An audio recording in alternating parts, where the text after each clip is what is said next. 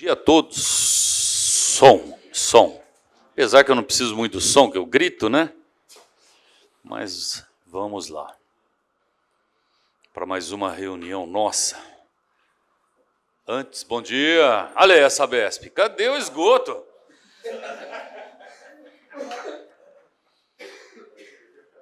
Eu encontrei um rapaz que trabalha aqui, né? E ele falou, não, você mora onde? Ele falou, eu moro lá na Ilha do Bororé.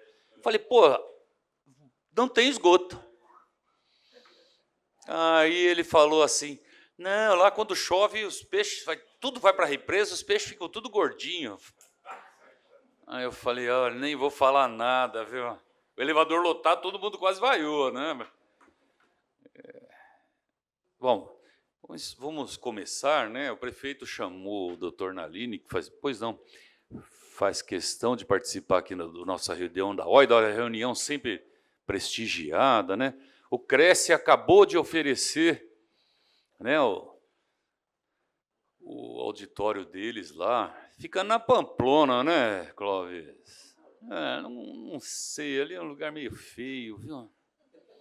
Estamos pensando se vamos para lá. Tão bonito aqui, né, Viaduto do Chá, mas é dentro daquela ideia nossa, né? Mas antes de começar, eu quero pedir aqui um minuto de silêncio, né, pelo falecimento da esposa do nosso amigo Osmar, aqui do CREA. Liene, né, Osmar? Liene faleceu aí no dia 8 de março, dia nacional, aí, internacional da mulher, né?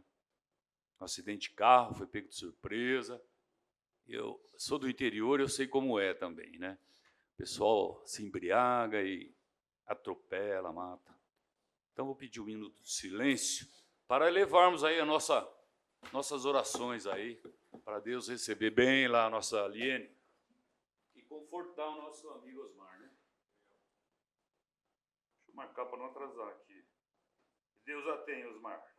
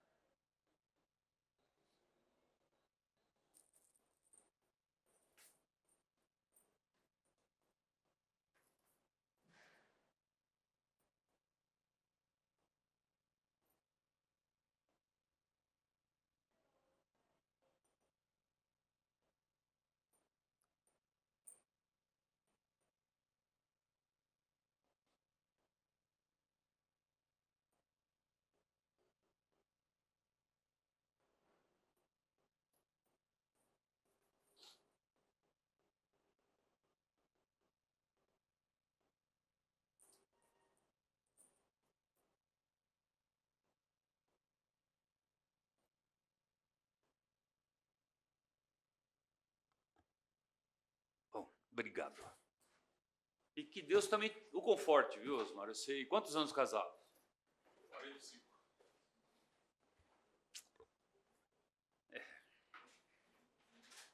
Quando a pessoa fica doente, né, a gente até espera, mas no caso de acidente de carro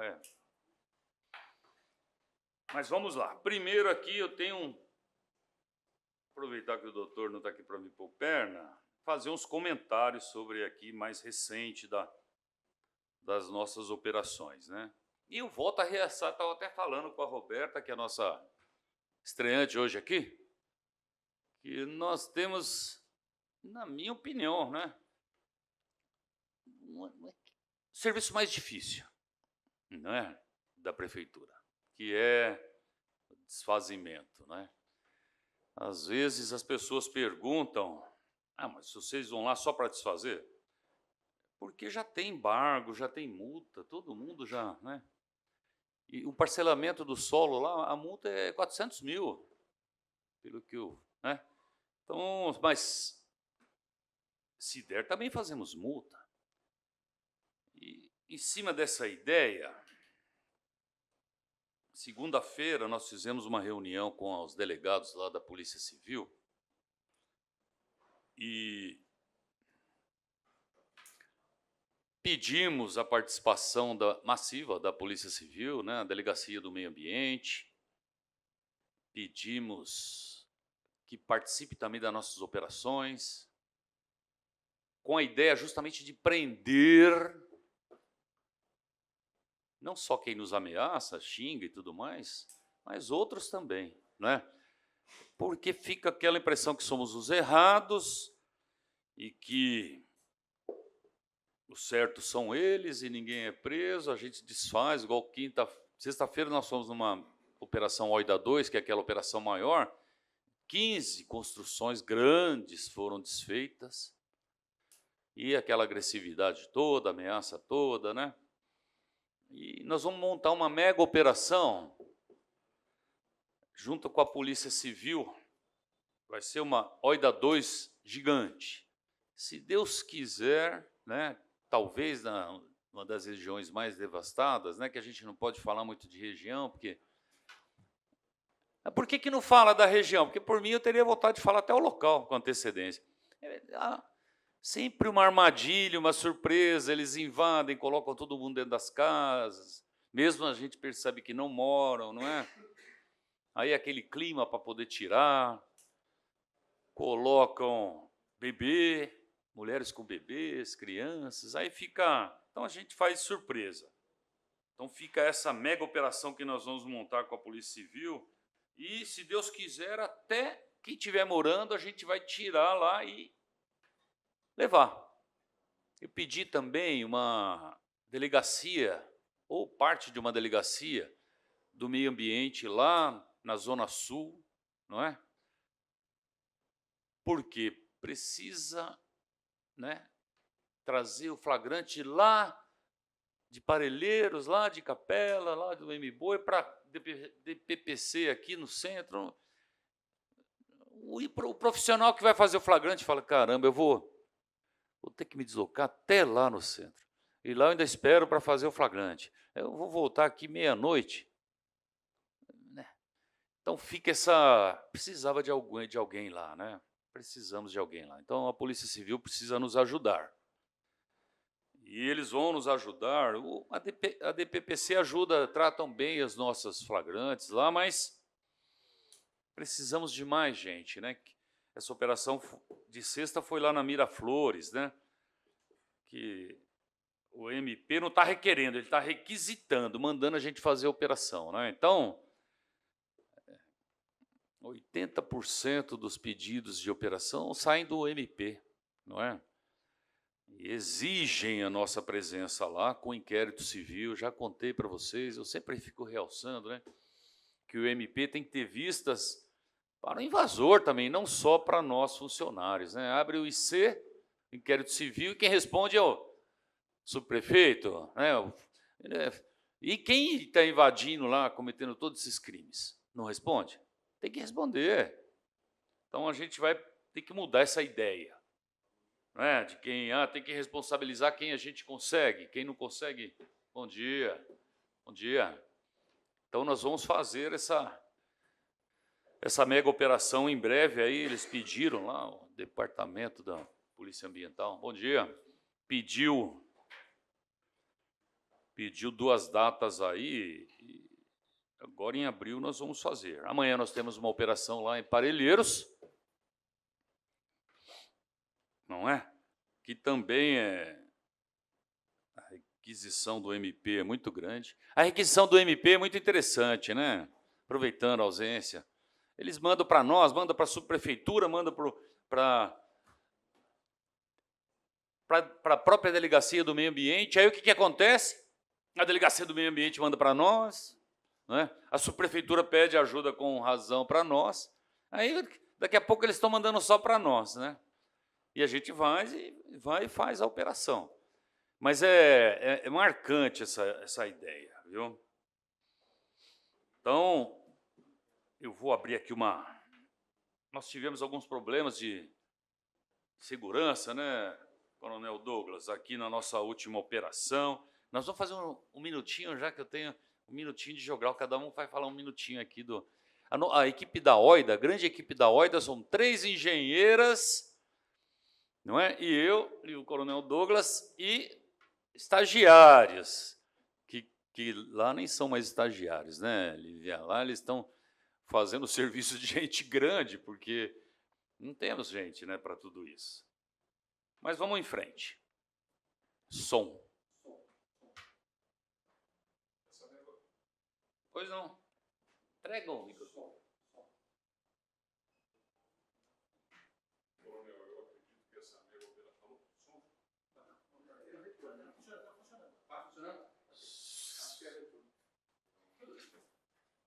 Vou pedir um martelete dessa vez, nessa mega operação, para que a gente não passe alguns desaforos daquelas casas que estão geminadas, nós temos que executar. E aí, por uma questão de segurança, só com a PC, não dá. Então, a gente precisa desvincular ela por estar geminada estruturalmente e aí derrubar uma outra parte. Mais segurança. Acho que isso aí.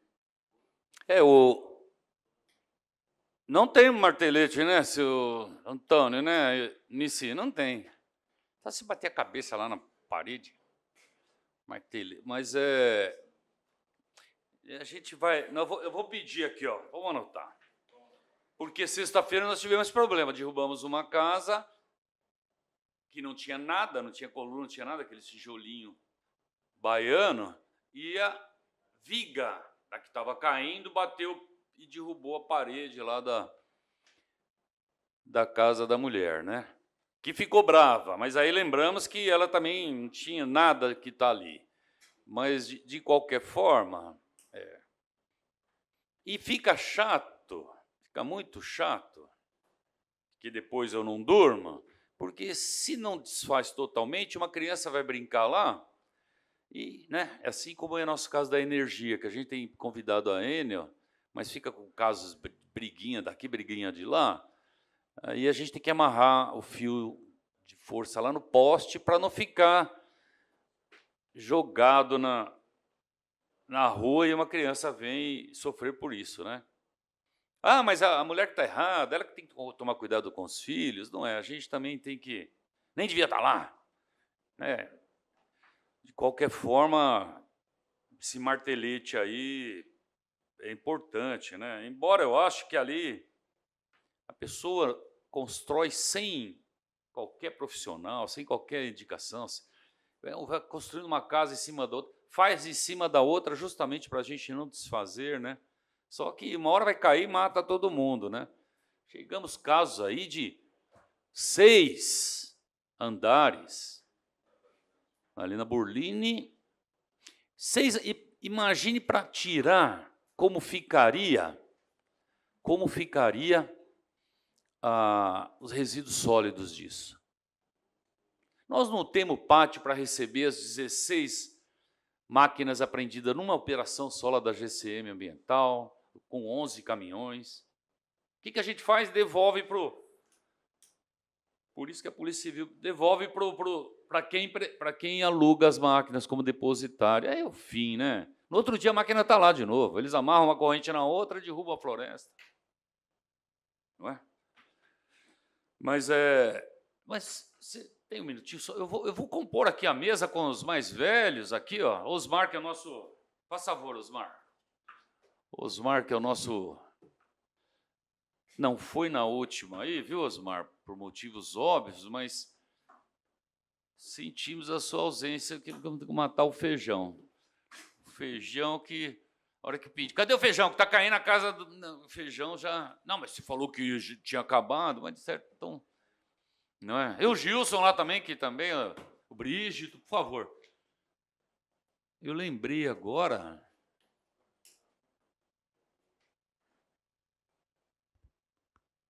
As mulheres são todas novas, não é? Por favor, os mais velhos aqui. E doutor Maurício, é novo, mas é nosso... Considerem as mulheres aí, fazendo parte, faz favor.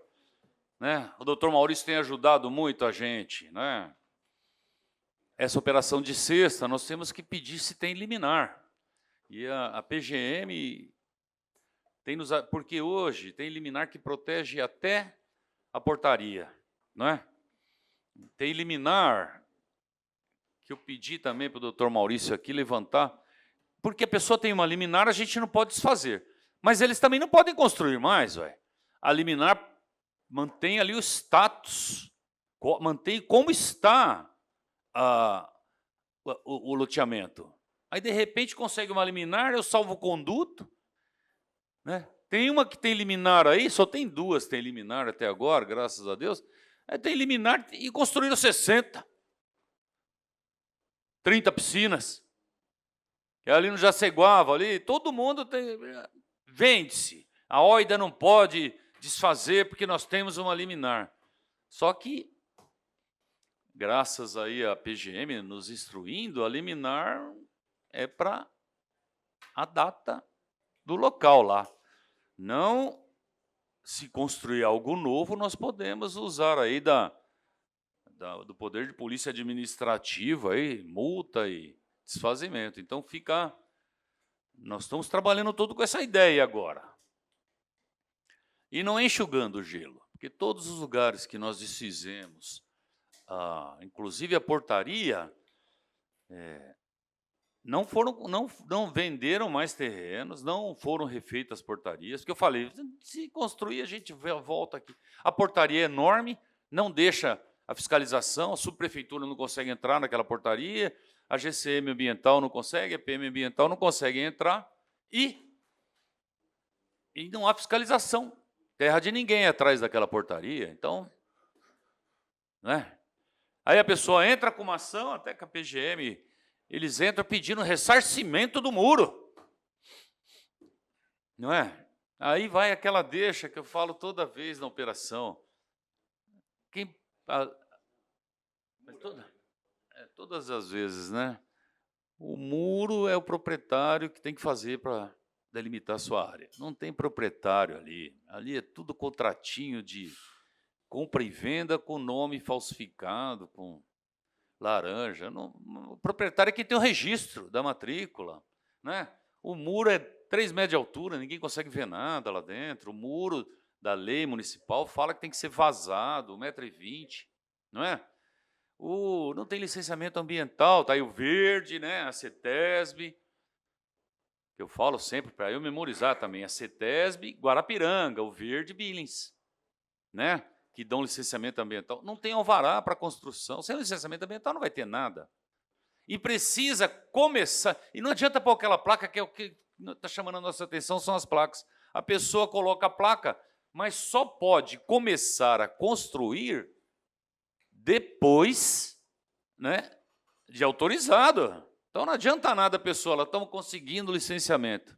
Que hoje eu até pedi para Júlia, né, Júlia, a Júlia da CETESB, pedi para o Gilson aí nos ajudar, porque agora eu chego lá, tem essas placas, eu mando aí o zap para o Gilson. Gilson, tem autorização, né? Tem o licenciamento ambiental da CETESB, né? Aí eu até tive viu, Júlia, talvez você até comente sobre isso. Tinha um lá que tinha autorização, mas ele omitiu ser a PRM. Ele omitiu ser, você sabe? Você vai falar disso aí? Puxa vida, fala porque eu fiquei com raiva, hein? A pessoa cometeu um crime ali de falsidade, tem que levar para o distrito, viu? Porque é crime isso daí, né? Fraude. E vamos lá, então. Eles nos ajudam. Então, é a nossa pauta aí, número 2 aqui, né? Que vai falar para a gente aqui, que está bem sem óculos, a Júlia Rocha da CETESB. Por favor, Júlia. A palavra é sua. Eu tenho toda a operação, faço questão do órgão licenciador, do fiscal de postura da subprefeitura, que tem o poder de polícia na subprefeitura, não é? Da GCM ambiental, da PM ambiental. Faço questão. Se alguém reclamar de mim, não é? O CREA, que é até um órgão federal, cresce. Se alguém reclamar de mim, vai ter que reclamar de toda a lei, né? A gente vai trabalhar com a lei. Já vieram uns 10 muros aí pedindo para indenizar um muro. Aí eu peço tudo, licenciamento, alvará, projeto. Ninguém consegue mandar nada, né? Então, e aliás eu mando a pessoa que pediu para o MP. Falo, ó, reconheceu aqui que construiu, desmatou o muro, vários crimes ambientais, poluição, Ah, mas a pessoa está 40 anos lá no local, 40 anos sem esgoto, defecando no riachinho ali, não é? Aí a gente não pode concordar. Poluição, crime ambiental gravíssimo. A gente, e não são, de novo eu vou falar, não são os vulneráveis. É tudo casão. Para derrubar, eu tenho o nosso amigo Osmar, que está pedindo pontalete. A gente está conseguindo a PC, que já é uma grande conquista, porque antes a gente ia com a... Desculpa, Júlia, só um minutinho. A gente ia com a retro, ela entrava na construção, furava o pneu, porque tem um monte de ferro lá. Isso quando os invasores não rasgavam o pneu. Então agora nós vamos com a PC. Já foi uma evolução. Poxa vida, né? Então, vamos continuar evoluindo, né? Mas, desculpa, Júlia, por favor. Sua palavra. Então, bom dia a todos. Eu sou a Júlia Rocha. Eu trabalho na agência de Santo Amaro, né, que tem atribuição do licenciamento e da fiscalização ambiental de toda a Zona Sul. Eu trabalho na CETESB há 15 anos, então, nos primeiros 10 anos, eu fiquei na agência de Santana, que tinha atribuição do licenciamento ambiental de toda a Zona Norte do município de São Paulo, Caieiras, abrangia uma parte de Mariporã, então a gente tinha uma influência ali na APA Juqueri Cantareira. Só que é totalmente diferente, né? Os vetores de ocupação são diferentes, as modalidades de empreendimento, enfim. E é um grande desafio para a CETESB tentar trazer para o licenciamento, para a regularidade, essa modalidade de empreendedor informal, né? Então, eu vou falar um pouco de licenciamento ambiental em APRM, mas a gente tem que trazer também a parte do licenciamento ambiental no geral. Então, eu vou dar um panorama da CETESB, da atribuição da CETESB também. Então, a CETESB é uma empresa pública estadual, da administração indireta, que tem uma atuação descentralizada no Estado. E essa atuação descentralizada é para conseguir absorver as características, aptidões e vulnerabilidades de cada território, né? E necessidade de licenciamento, necessidade de controle ambiental.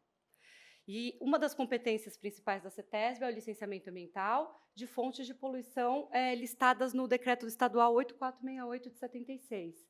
Minerações, aterros, sistemas de tratamento de efluentes, entre outros empreendimentos, né? Então, e atualmente o licenciamento ambiental é organizado em de três formas, né, de três modalidades, que é o licenciamento através de impacto ambiental, que tem a elaboração de estudos de impacto ambiental mais simplificados ou mais complexos. Tem o licenciamento ordinário, que é tocado pelas agências ambientais, que é o licenciamento ordinário, é o licenciamento que prescinde de avaliação de impacto ambiental, né? E a gente emite a licença prévia, instalação de operação, mediante a apresentação de um documento básico sobre o empreendimento, que chama Memorial de Caracterização do Empreendimento. E tem, atualmente, que está cada vez maior, né, o licenciamento municipalizado de impacto local. E esse licenciamento municipalizado de impacto local é para baixo, médio e alto impacto. Então, a Prefeitura de São Paulo está apta, inclusive, a licenciar empreendimentos que passam por estudo de impacto ambiental mesmo, empreendimentos complexos, mas né, local, não abrange áreas territoriais grandes, nem 2 municípios, enfim, óbvio, né, porque senão não seria no município. Bom, a CETESB também tem outras atribuições, que é monitoramento da qualidade ambiental, aí faz a vulnerabilidade das praias, até monitoramento de fontes móveis, né, da emissão de fontes móveis, a gente também faz esse controle ambiental. Só para dar um panorama de toda a atribuição da CETESB. Especificamente, a agência de Santo Amaro, a gente tem toda a atribuição de licenciamento da CETESB, mais a emissão de alvará de licença metropolitana para as intervenções em APR, MB e G, e emissão de autorização para a supressão de vegetação nativa. Com esse processo cada vez mais crescente de municipalização do licenciamento, o licenciamento de grande parte desses empreendimentos, que antes era de atribuição da CETESB, passou a ser de atribuição da Prefeitura do município de São Paulo. Então, assim, encontra-se vigente a deliberação normativa CONSEMA 1 de 24, que tem uma listagem de atividades não industriais e industriais que foram passadas para o município, em decorrência ao impacto mesmo, ser o impacto local, de baixo, médio e alta magnitude, né? E a deliberação normativa CONSEMA 1 de 24 prevê que, para o município estar apto ao licenciamento dessa listagem de atividades e indústrias, precisa haver a compatibilização da lei de uso e ocupação do solo do município com a lei específica, que foi isso que aconteceu com relação a Billings. Por isso que a prefeitura vem estando apta a licenciar muita coisa em Billings. Tem também decisões de diretoria da CETESB que deslocaram o licenciamento para o município e que mesmo decidiram que não precisaria mais haver o licenciamento de determinado empreendimento. Isso vem cada vez mais diminuindo a atribuição de licenciamento da CETESB.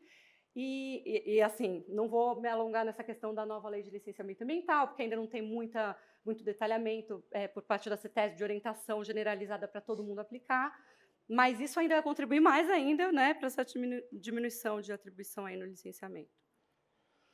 Bom, então, com relação à PRMB, a CETESB tem a atribuição de licenciar empreendimentos não listados na deliberação normativa CONSEMA 1 de 24, bem como aqueles que extrapolam o crivo da deliberação 1 de 24.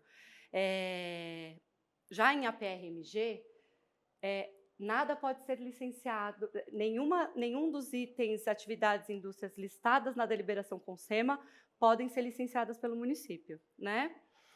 Então, uma atividade que o município sempre pode licenciar é a supressão de árvores isoladas, né? Estando fora de APP. Porque estando em APP, as leis específicas estabelecem que são áreas de restrição à ocupação e, portanto, essa situação desloca todo o licenciamento para a CETESB, esteja em APRMB, esteja em APRM Guarapiranga. Isso é um fato que, às vezes, acontece um pouco de dúvida, assim, eu vejo que a prefeitura, às vezes, conduz o licenciamento de uma forma, e a gente, puxa, não, teria que ter sido licenciado pela CETESB, porque, de fato, são requisitos complexos e crivos que, às vezes, tem um entendimento legal aí que a gente precisa ir conversando para alinhar aí as arestas, né? Mas, no final, tudo que tiver em aro tem que ser na CETESB. Bom, com relação específica às OIDAs, então a atribuição da CETESB é acompanhar, né, a execução da OIDA ali, verificar o campo, verificar as vulnerabilidades, infrações, e depois regularizar os parcelamentos de solo que começaram a ser implantados depois de dezembro de 2016, em decorrência à legislação de uso e ocupação do solo, a REURB, né, que é a Lei 3.465 de 2017. Então, a gente tem essa incumbência aí de regularização desses parcelamentos irregulares que iniciaram depois dessa data. O município fica com a regularização de tudo que veio antes, né, em REURB. Então, assim, a primeira coisa que a CETESB precisa fazer quando a gente se esbarra nessa necessidade da CETESB regularizar essa ocupação é definição da responsabilidade legal pelo imóvel. Isso já já é muito difícil para a gente, porque é aquela coisa, né? A propriedade, a gente às vezes manda ofício para o cartório de registro de imóvel, aí apresenta matrícula atualizada em nome de uma associação. A associação, quem faz parte da associação são duas empresas. Aí você pega o nome da empresa, são duas empresas. Né? Aquela história que a gente vê. Então, assim, eu posso falar que uns 30%, 30% a 40% a gente consegue efetivamente aplicar uma autuação ao responsável legal pelo imóvel. A gente aplica a autuação, né, com base no decreto federal 6514, no artigo 66, que é por ter implantado, ter instalado uma fonte de poluição sem as devidas licenças da CETESB. E aí, assim, na CETESB tem um range ali, tem um crivo de valoração previsto em lei que a CETESB normatizou para todas as agências, que as agências façam da mesma forma, que estabeleceu um crivo, assim, conforme o número de lotes implantados. Então, assim, geralmente, quase todas as vezes, é acima de 50 lotes. Então, a multa que a gente aplica é R$4.000 vezes o número de lotes, né? Então, no melhor dos mundos, que, infelizmente, a gente ainda não alcançou esse melhor dos mundos, que é a gente autuar e a associação ou o proprietário entrar com pedido de regularização. Eles teriam que entrar com uma solicitação de alvará, a regularização se daria no âmbito da solicitação de alvará em APRM, e se houve supressão de vegetação, mediante a solicitação de autorização para a supressão de vegetação nativa. Nessa ocasião, a gente verifica a aplicação de toda a legislação de corte, preservação de fragmento e compensação ambiental, e também leva em consideração as autuações eventualmente aplicadas pela polícia, né? A gente verifica se foi firmado algum TCRA de conciliação e considera isso no licenciamento. E, em último, um ponto muito importante também é a questão da verificação de viabilidade de interligação à rede de coleta e tratamento de esgoto e de distribuição de água, né? A gente verifica isso. Se não for viável essa interligação, a gente licencia também uma estação de tratamento de efluente e, eventualmente, o poço de captação, né? A alternativa que houver. Esse é um caso específico atendido pela CETESB, em que a gente verificou que é um parcelamento do solo irregular em APRMG, é uma área de 122 mil metros quadrados, onde foram implantados 800 lotes, dando uma área aproximada de 150 metros por lote. Não atende lote mínimo, né? O lote mínimo seria de 500 metros quadrados, né? Para a gente trazer para a regularização. Tem forma de regularizar esse aspecto? Sim, mediante a apresentação de uma compensação ambiental para vinculação de uma área não contígua, que a gente fala, né? Então, uma área de 278 mil metros quadrados. A gente sabe que, né, isso já inviabiliza, para um empreendimento informal desse, isso já inviabiliza a regularização, mas é possível, né? Aí a gente também entende que essas duas situações aqui, que essa situação desse empreendimento iria migrar para o não atendimento a coeficiente de aproveitamento, né, que é taxa da lei específica, ou taxa de permeabilidade. E também vocês podem ver que foi suprimido todo o fragmento de vegetação nativa, então não houve a preservação de uma área mínima verde, né, necessária, que é o 20%, tampouco da área mínima. Eu estava achando meio caótico. Ela está nervosa, também está achando que é o martelete que está chegando. Estou achando meio caótico, tá, calma. Com os martelete. Mas tá tudo bem. Não, vamos lá. Estava achando, estava meio... mas, então, houve a supressão integral do fragmento de vegetação nativa, o que já implicou no descumprimento da Resolução CIMA 80 de 2020, né, e por não ter mantido 50% do fragmento de estágio médio e o mínimo de vegetação, né. E também não houve cumprimento da lei do Código Florestal, de respeito das áreas de preservação permanente, né. Poderia haver a regularização desse parcelamento do solo? Assim, no mundo ideal, sim. Ele poderia remover os lotes da área de preservação permanente, ele poderia recuperar a área verde mínima que ele teria que ter, ele poderia apresentar uma área de compensação em APRM também, com essa metragem, que é difícil, né, achar. Enfim, e adquirir, comprar, né? Poderia, mas nunca verificamos na CETESB isso acontecer. Então, eu trouxe aqui uns modelos de documento que a gente emite, né? Esse é um modelo de auto de infração, imposição de penalidade de multa, que foi com base naqueles parâmetros de cálculo, valoração de multa que eu apresentei. Então, para esse empreendimento que eu acabei de mostrar, a gente lavrou uma multa de 3 milhões e 200? 3 milhões e 200, né? E com exigência para regularizar ou recuperar a área, a situação anterior. Esse é um modelo de autorização para supressão de vegetação nativa ou intervenção em APP. Eu trago esse documento aqui para vocês terem familiaridade, né, com o documento, com o tipo de numeração. Se você vê ali, hoje em dia, todo o processo da CETESB tem um número, né, aí tem a data e tem um código. Nesse caso é 11 ali. Esse é o número de processo da CETESB, não aquele número único que eu vou chegar lá também, né? Essa é um modelo de autorização para supressão de árvores isoladas. Você vê que tem a listagem, eu não coloquei integral, mas consta a listagem de todos os indivíduos arbóreos nativos, né, porque a CETESB só emite autorização para indivíduos arbóreos nativos, que foram requeridas nesse caso específico aí, e se houvesse intervenção APP, também haveria, consta em cima ali nessa segunda página, em cima do mapa, os TCRAs, os termos de compromisso ambiental que são vinculados à autorização, Toda autorização para intervenção em APP ou supressão de vegetação nativa está vinculada a uma compensação ambiental, por lei isso é necessário. Esse daqui é um alvará de licença, né? Esse aqui é um alvará de licença metropolitana, que a gente emite em APRM Billings e Guarapiranga. Nele consta o número do processo da CETESB no segundo quadrado maior aí. E na identificação do empreendimento, eu coloquei aqui um da SEAB, que era um empreendimento habitacional, né? Era um conjunto habitacional.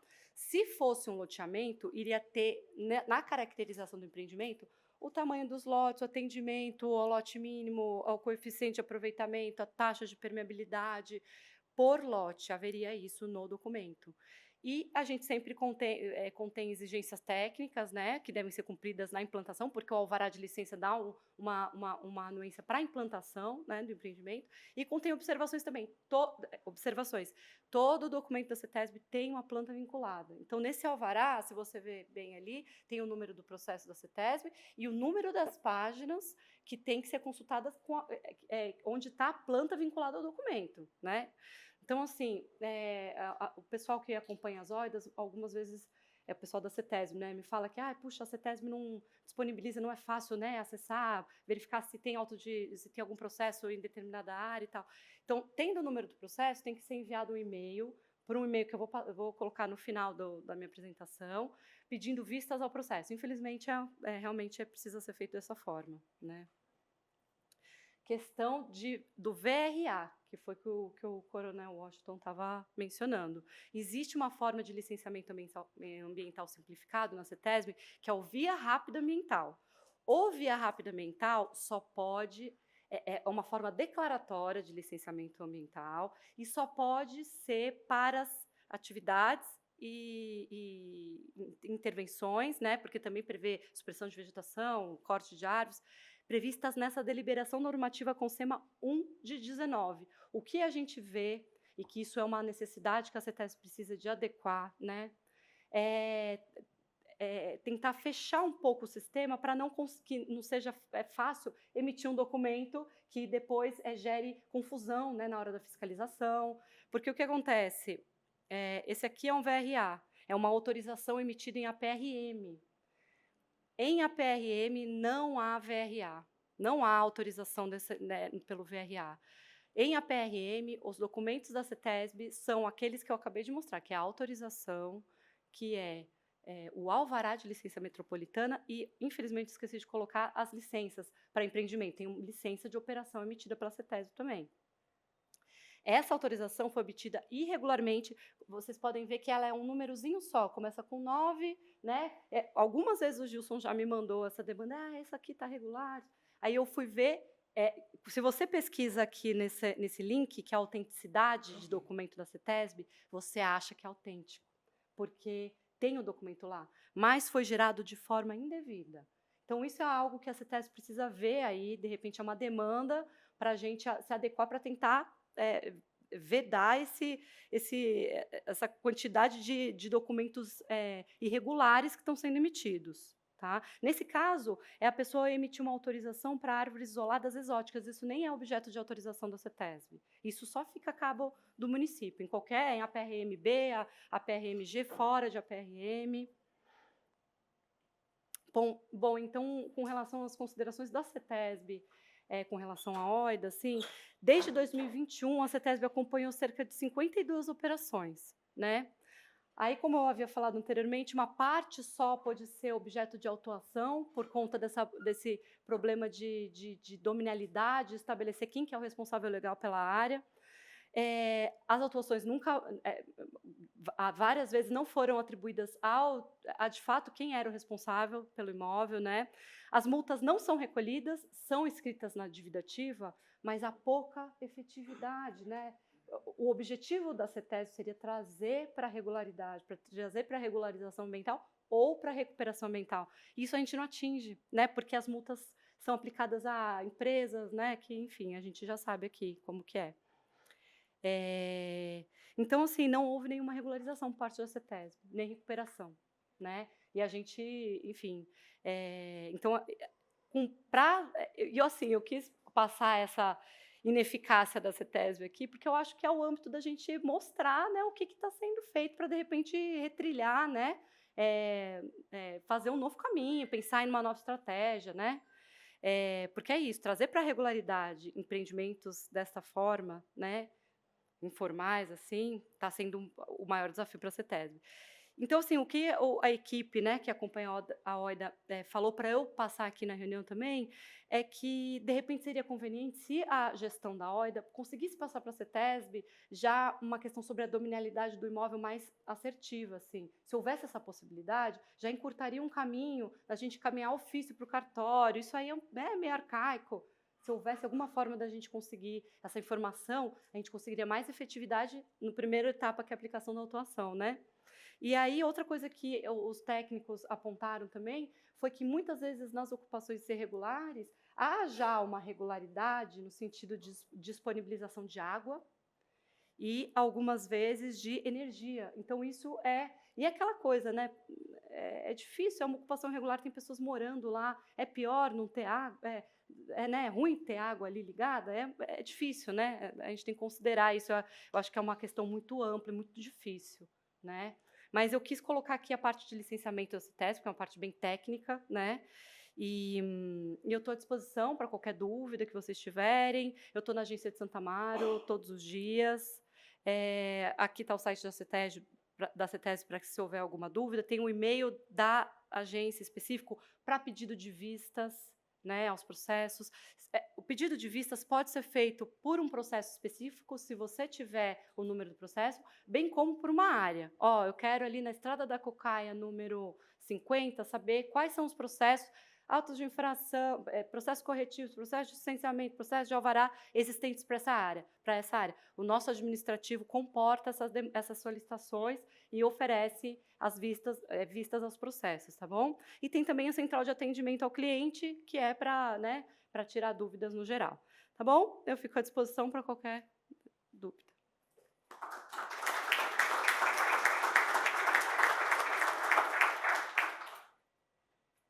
Bom, vamos montar um curso de 2 anos, então, para aprender o que faz a CETESB. 2 anos presencial, 5 dias por semana, né? O que nos atinge muito, né, pelo jeito a CETESB também, é propriedade. Propriedade, né?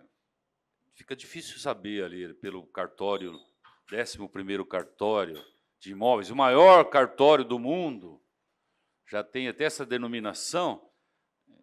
Difícil até para nós descobrirmos quem é o proprietário para a imputação aí da responsabilização, né? Mas nós vamos chegar lá. Estava vendo, falta todo um, né? Tá lá, se procura, traz lá que perto da árvore do cedro, no riacho tal, 50 metros, fica a propriedade do senhor tal. Ninguém mais. O cedro já caiu, já faz décadas, né? Já derrubaram o coitado do cedro. Então, falta, viu, Júlia? Fica essa nossa dica também. Falta um pouquinho de transparência, né? A gente tem dificuldade. A parte boa é que tem o Gilson, a parte boa é que tem o pessoal seu que vai nas operações, a parte boa é que, né, tem o pessoal do Verde, que é o outro órgão licenciador, né, mas do Verde e do Meio Ambiente nosso, mas fica difícil. O que a gente quer ali na hora que está caindo a casa, literalmente, né, inabitada, inacabada, a gente quer saber se pode ou não. Então, graças a Deus, e eu agradeço ao Gilson aí também, que ele sempre nos responde, né? Que às vezes a gente está ali para fazer o negócio e não temos, né? Principalmente a OIDA 1, que é uma OIDA menorzinha, né? Então fica esse agradecimento muito pela parceria. Viu, Júlia? É bom saber que a gente vai poder procurar agora, né, Fabiana? A Fabi, que faz todos esses processos junto com a Klug e com a Isabel Camargo aí, a gente fica, mas e agora? E a CETESB? Então, nós estamos estreitando os vínculos. Ainda não conseguimos muito com a MP, não, porque para chegar o promotor lá do meio ambiente, você tem que falar, com o porteiro do prédio, você fala depois com o assistente do porteiro, sobe para o chefe do porteiro. Então, eles ficam todo mundo... Então, a parte boa nossa da OI daqui é a parceria. A nossa parceria na amizade, no companheirismo, na vontade de querer ajudar, porque não é fácil, não é? Então, agradeço muito a CETESB, né? Tem nos ajudado muito. Todos aqui, né? Nós precisamos desse respaldo. Porque outro dia um amigo do meu amigo, grandão aí, né? Me perguntou, mas por que fez isso?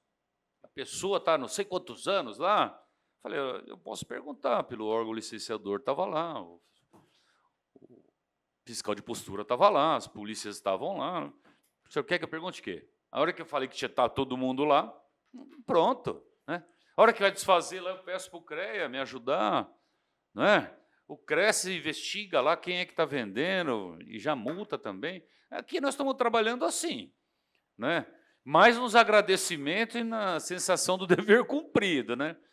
Porque, não é, Joelma? A gente vê lá no MBoi, lá, cada dificuldade, né? E todo mundo quer bater na gente. Vamos ver se a gente muda esse astral aí com a Polícia Civil junto, né? Vamos mudar com certeza. E agora vamos para a nossa outra, que é a Roberta. É a Roberta?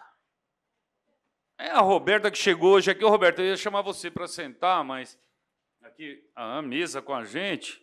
Mas como você ia falar? Ah, desculpa. Pois não. Desculpa. É que eu estou ansioso. Pois não. Júlia, né? A Júlia. Desculpa, a Júlia lá.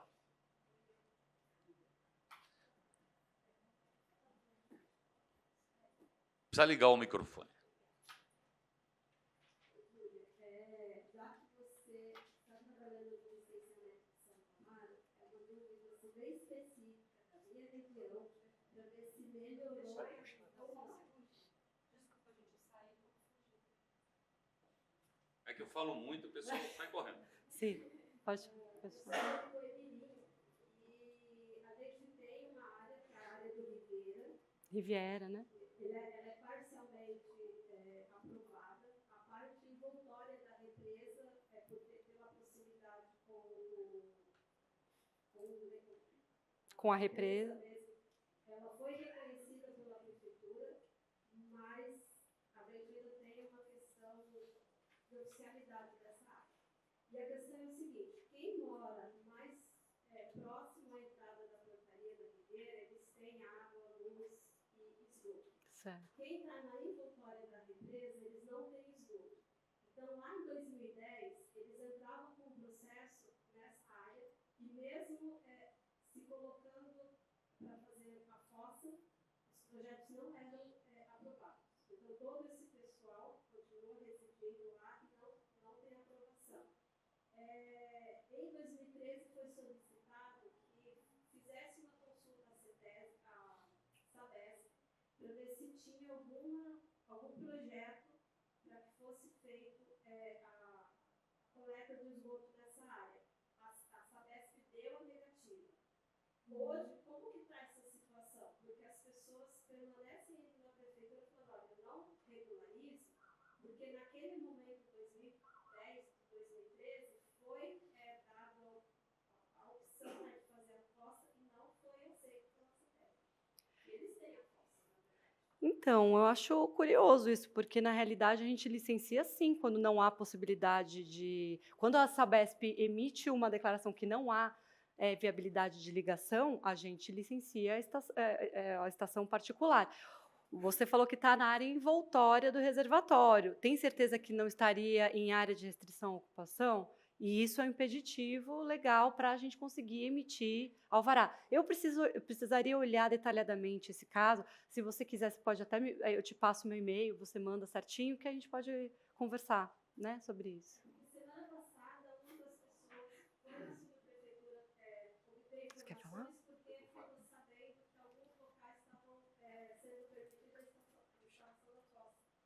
Vamos ver com o Gilson, que de repente, porque eu estou há 2 anos apenas, às vezes o Gilson tem um histórico aí de... O Gilson está há 3 anos apenas. Não, ixi.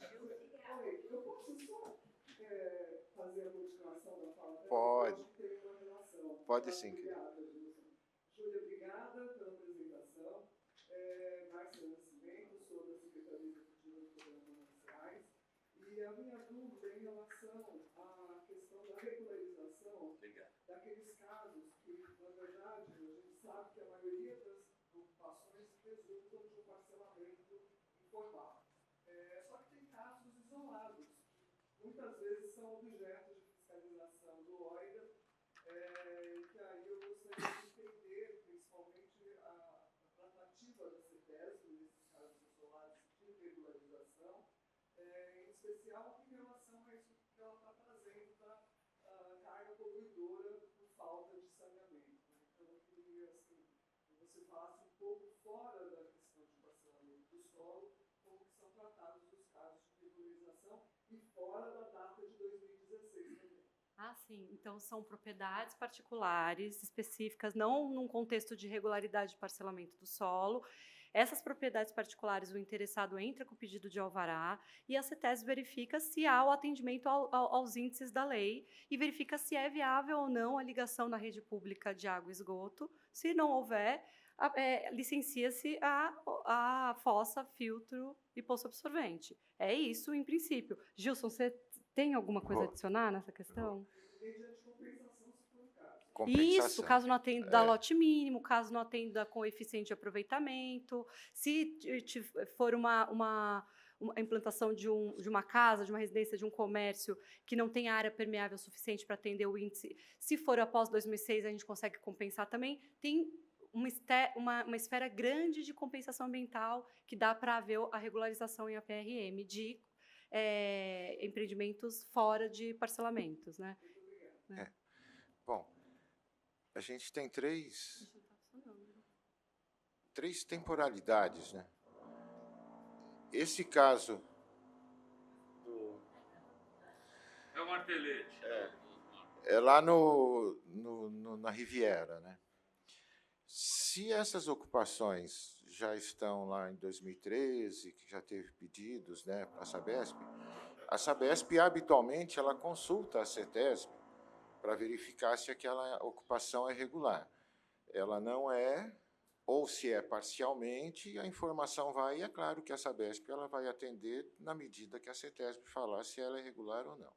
Aí a gente não tem, né, ela segue a lei como a gente. Nesse caso do Riviera, o instrumento que nós temos hoje é a Lei Federal de Regularização Fundiária, cuja tramitação fica exclusivamente no âmbito do município. E aí, diferentemente do que a Lei de Mananciais estabelece, quando definiu aqueles programas de recuperação de interesse social, na Lei de Mananciais dizia que você precisa fazer as obras primeiro, esperar um prazo, 2 anos, se eu não me engano, para se apurar a eficiência e eficácia dessas obras e, após isso, fazer a regularização fundiária. É assim que a Lei de Mananciais estabeleceu a regra, desde a Lei da Guarapiranga, da Billings e das seguintes, né? A Lei Federal inverteu essa situação, que aí vão para aqueles empreendimentos implantados até dezembro de 2016.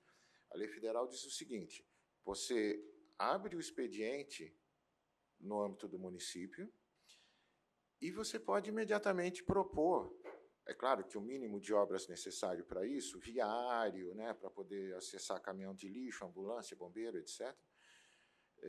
E você pode fazer as obras, saneamento e etc., antes, durante ou depois da efetivação da regularização fundiária. Então, é um instrumento mais aberto, por assim dizer.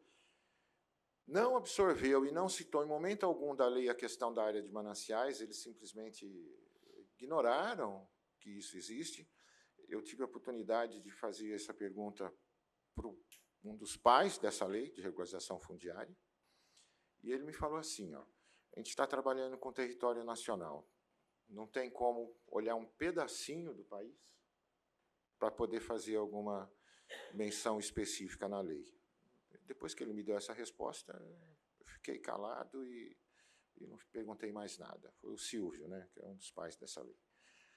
Aí, para esse caso que você está falando da Riviera, a saída legal hoje é essa. Doutor, me corrija se eu tiver algum equívoco aqui.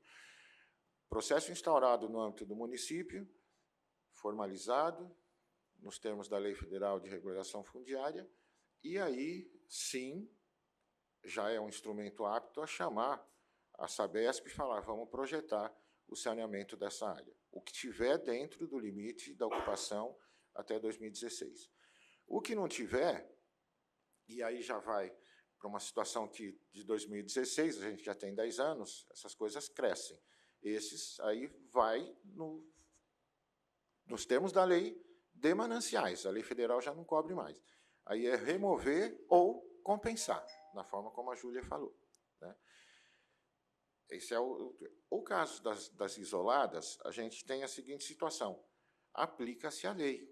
Se essa ocupação não se enquadrar na lei de regularização fundiária, aplica-se a lei do jeito que ela foi definida. Porque a lei de regularização fundiária ela não é só urbana, ela é rural também, né? A regularização fundiária é território nacional, urbano e rural. Então, ela pode ser aplicada. Mas, como a Marcia já falou, após 2016, aplica-se a lei. Não temos outro instrumento hoje de licenciamento, de regularização ambiental e fundiária que nos permita usar. Só temos a lei de proteção aos mananciais, tá certo? Aí o que acontece? Nessas áreas afastadas, nós já fizemos uma vez no passado, a Márcia vai se lembrar disso, por exemplo, no bairro de Cipó, lá na divisa de Embu-Guaçu com São Paulo, todo o tratamento, e foi feita uma estaçãozinha, a Sabesp fez, essa estação lá em Cipó, se eu não me engano, foi isso. Quer dizer, a solução técnica, e aí a gente avançou nesse ponto naquela época, porque era um núcleo isolado, porém antigo. Assim foi feito com uma alternativa também, com a participação da Sabesp e do Ministério Público, lá em Marcilac. Hoje nós temos outros núcleos. Lá no Bororé a gente tem, por exemplo, né, e outras coisas. Esse pacote, hoje, para a regularização, só existe a lei de mananciais. Porém, com a legislação da universalização do saneamento, que a Roberta vai apresentar agora, começou a abrir outros horizontes, buscando efetivamente a questão do saneamento, que automaticamente influencia na qualidade da água que a gente bebe, tá certo? Ainda hoje, a gente tem mais um instrumento, que é a recente Lei Geral de Licenciamento. Nós ainda na CETESB estamos discutindo a profundidade da aplicação dela. No seguinte, um dos pontos é o que eu vou colocar para vocês. O artigo 10 dessa lei, ela diz que o saneamento, as obras de saneamento, não carecem de licenças ordinárias. E lá em um outro artigo, ele redefine quais são as licenças que devem ser expedidas nos casos que aquela própria lei define. Então, mas esse 10 traz que as obras de saneamento até a universalização, que o prazo é 2029, não são objeto de licenciamento. Então, a gente está tratando essa questão e vê como ele cita as licenças e o alvará para a área de mananciais não é uma licença convencional nos termos da licença de prévia, licença de instalação, licença de operação, como também existe a licença de funcionamento, licença de instalação do município, o alvará ele é um instrumento próprio de uma lei própria que entra dentro da licença de instalação. A licença de instalação carrega dentro de si os tópicos que a lei de mananciais traz dentro do seu alvará. Então, esse assunto está em discussão lá. Se a gente não precisa emitir a licença de instalação, nós precisamos emitir o alvará, porque é uma lei específica? Ou será que essa lei geral de licenciamento aborda também a questão do alvará? Tem o nosso departamento jurídico que está fazendo essa discussão. Hoje, o que prevalece é a emissão do alvará para qualquer atividade a ser implantada nas bacias protegidas, inclusive o saneamento, exceto nos casos enquadrados na Lei Federal de Regularização Fundiária. E aí, para finalizar, para não tomar mais o tempo da Roberta, é uma coisa que ela deve abordar também, a gente tem pensado muito no conflito. Esse conflito que a Júlia colocou, a gente vai, autua, faz um monte de coisa lá, né, coronel? Aqui está o coronel com o grupo, coordena lá 2, 3 por semana, e aí chama, o cara não vem regularizar. É claro que a lei traz todos esses índices urbanísticos que precisam ser atendidos, e os caras não vêm. Aí, o que a gente faz? Cada vez mais a gente tem essa realidade do povo ocupando. E a gente tem 2 pilares na legislação. Eu vou citar 2 na legislação de mananciais. Um, que é um fundamental, que é o de uso e ocupação do solo, que determina lá os índices urbanísticos, que vai trazer, dentro da análise, dentro daquela ocupação, a população, né, que é a densidade demográfica, a geração de efluente, como é que trata isso, como é que não vai para o reservatório, resíduos sólidos, etc. E um outro pilar está lá no capítulo de saneamento, que traz consigo as metas, as cargas, metas e as metas de qualidade do reservatório. A gente não consegue aplicar porque o cara não vem. A gente não consegue passar o trator lá em cima, pessoal. É uma ilusão muito grande, coronel, a gente achar que nós vamos tirar todas as ocupações irregulares que tem nessas bacias. Podemos até ter vontade. Eu gostaria de fazer isso, mas não tem um Cristo nessa terra que consiga fazer isso. Pelo menos não apareceu ainda. Talvez, quando ele voltar, consiga. Mas não tem. E aí a gente traz esse pessoal para licenciar e os índices urbanísticos não são atendidos, os caras não vêm. E a gente não licencia o efluente, o saneamento. E o esgoto continua comprometendo a qualidade do reservatório. Aí eu deixo a pergunta: quais desses 2 pilares será que é mais importante atender? Hoje a nossa realidade é essa. Vamos lá, Roberta, obrigado. Desculpa, se tiver mais alguma pergunta, eu posso esclarecer. Agora nós vamos para a Roberta, que já... Faz favor, Roberta. Porque já ficou um monte de interrogação, né? Então, a gente faz a operação fazendo o seguinte. Primeiro, desculpa, Gilson, Júlia, Roberta, se for falar, já antecipo aí. Desculpa preventiva. Eu não parto dessa ideia de regularização, compensação. Para mim é clandestino, é ilegal. Então, eu tenho que partir para essa ideia.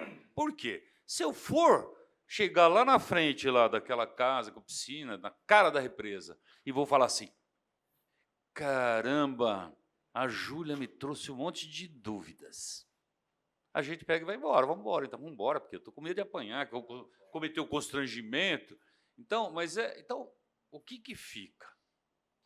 Fica a ideia que a Júlia falou, né? A gente tem, olha, os lotes são pequeniníssimos, não cumprem nem o tamanho mínimo necessário, então já não poderia ser vendido aquele lote ali, muito menos construído ali. A lei de mananciais fala que é proibido construir sem o licenciamento, sem o alvará. Então, a gente percebe que lá onde nós estamos, né, abandonados lá, viu? É difícil atender regularização, né? Porque todo mundo lá... E outra, eu fui falar com a juíza aqui do GAORP, a juíza, falei, olha, nós precisamos tirar o morador. A gente desfaz a casa inacabada, mas nós precisamos tirar o morador. Aí ela falou, muito fácil, vamos fazer igual nós fizemos na área centro. Tiramos o morador, colocamos próximo aí num prédio da Minha Casa Minha Vida, da prefeitura, alguma. Aí eu falei assim, mas como assim próximo? Não, tem que ser próximo. Falei, mas se eu não posso construir lá no Mananciais, a senhora quer que eu faça um loteamento próximo ao local da invasão? Parece ilógico, né? Para não falar impossível. Então, a gente fica com essa eu brigo quase todo dia com a Fabiana, que fica ali na minha frente, que ela fala assim, não, mas é possível. Coitada da Fabiana. Coitada. Coitada mesmo, vai ganhar insalubridade. E hoje eles têm agido... A gente já sabe mais ou menos como é que eles agem, né? O coronel especial sabe. Hoje eles têm avançado. Eles são... Se usasse a eficácia e a inteligência deles para o bem, seria uma maravilha, cara. Eles agora criaram uma plaquinha, várias obras o coronel vai e tem lá a plaquinha. Aí a plaquinha tem o número de processo da CETESB. O coronel me liga, eu já vejo, falo, coronel, é falso. Aí eles falsificaram o documento. Esses dias apresentaram para ele, ele mandou falsificado. E aí mais, tem umas plaquinhas que não são falsas. O que eles fazem? Eles entram no sistema de licenciamento da CETESB, abrem, não é nem autuar, porque ele só vai a ser autuado depois da apresentação da documentação e aceita. Tem um checklist lá que você põe um botão e ele vira. Mas gera um número de processo. Aí eles abrem o processo com nada, porque o sistema permite, porque foi pensado para o pessoal do bem. Talvez a gente tenha que pensar no pessoal do mal mais do que no pessoal do bem. É uma realidade horrorosa, mas é a pura verdade, pessoal. Aí eles põem lá um requerimento, que o modelo tem no site, põem lá uma coisa qualquer, e aí pegam esse número e põem na plaquinha que o coronel vai encontrar lá na obra.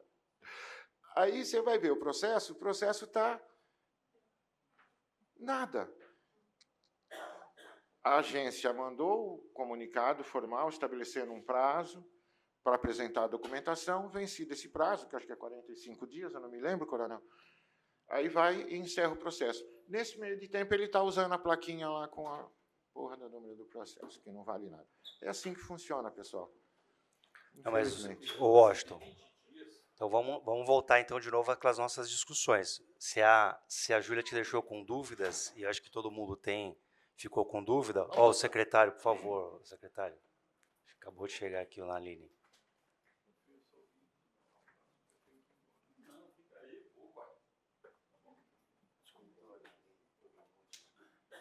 Só para concluir aqui. De novo, você está fazendo as operações da OIDA em construções não habitadas. Então, não tenha dúvida, não fique com essa pulga atrás da orelha. Você vai lá e conclua. A gente já sabe, construções habitadas, você vai precisar de autorização judicial. Obteve autorização judicial, você segue com o seu trabalho. A regularização que existe, e a gente já identificou que, muito embora exista a previsão, ninguém impede, é o interesse da pessoa. Então, a gente não vai fazer a regularização de ofício. É a pessoa que tem que provocar, e não é só para abrir um processo para pendurar uma placa lá com o número de processo. Ela tem que instruir o processo e obter a autorização para a regularização. Então, vida que segue, coronel. A gente fica preocupado, mas vamos lá, tá bom? Tem o zap. Pois não, Roberto, desculpa. O secretário vai falar, professor? O senhor quer falar? O senhor quer falar alguma coisa? Você me chama.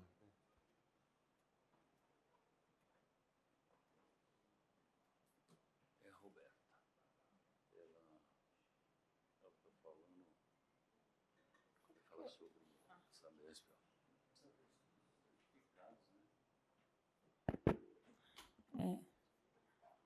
Gente, bom dia. Obrigada aqui pelo convite e a possibilidade de participar aqui e trazer um pouco essa continuidade da discussão que o Gilson trouxe. É um que tem permeado a gente no âmbito do contrato de concessão novo agora com a Sabesp, que eu vou esclarecer um pouco, e a nossa preocupação em relação à integração mesmo dessa política do OIDA, que eu acompanho desde 2007, quando foi instituída. Eu estava já na CEMIL, na Secretaria de Estado de Meio Ambiente, quando o OIDA foi instituído, e o GFIS também. Então, acho que essa proposta aqui da gente tentar ter direções, caminhos para propor uma integração dessas atividades, pensando um pouco na parte de qualificação ambiental ali dos nossos mananciais.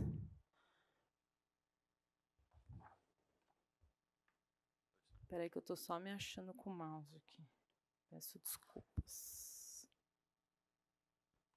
Que bom que o senhor veio aí. Achei que ele está com tela dupla e eu...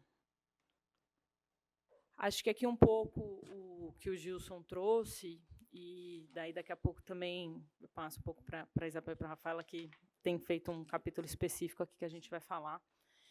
A universalização do saneamento traz um pouco, esse marco do saneamento traz um pouco essa questão das diretrizes ambientais e urbanísticas de utilidade pública e interesse social nas obras de intervenção de saneamento, né? Essa preocupação. O marco do saneamento, né, a universalização está prevista para 2033, 2029 é uma lei estadual, né, então esse marco um pouco da universalização tem esses marcos temporais, e a lei é muito específica ao dizer que a principal impedimento é a questão de áreas de risco, né, acho que é a preocupação principal.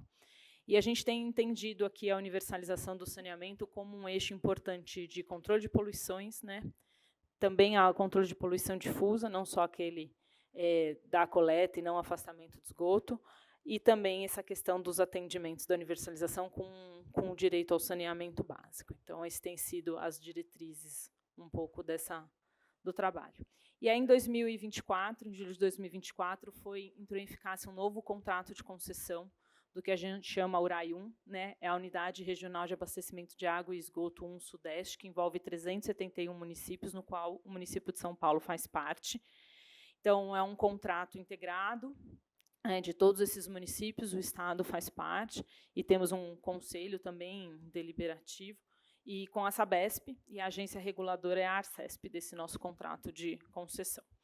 Para o acompanhamento do contrato e das metas que foram estabelecidas no plano regional e também no contrato de concessão, existem comitês técnicos que acompanham regionalmente em cada um dos agrupamentos técnicos, né? São Paulo tem 2 fóruns de discussão específico, que é o Comitê Técnico da Região Metropolitana de São Paulo, e o Comitê Gestor da cidade de São Paulo é o único município que tem um comitê único, exclusivo, que tem Estado, município, e a Sabesp e a Arcesp participam como convidados.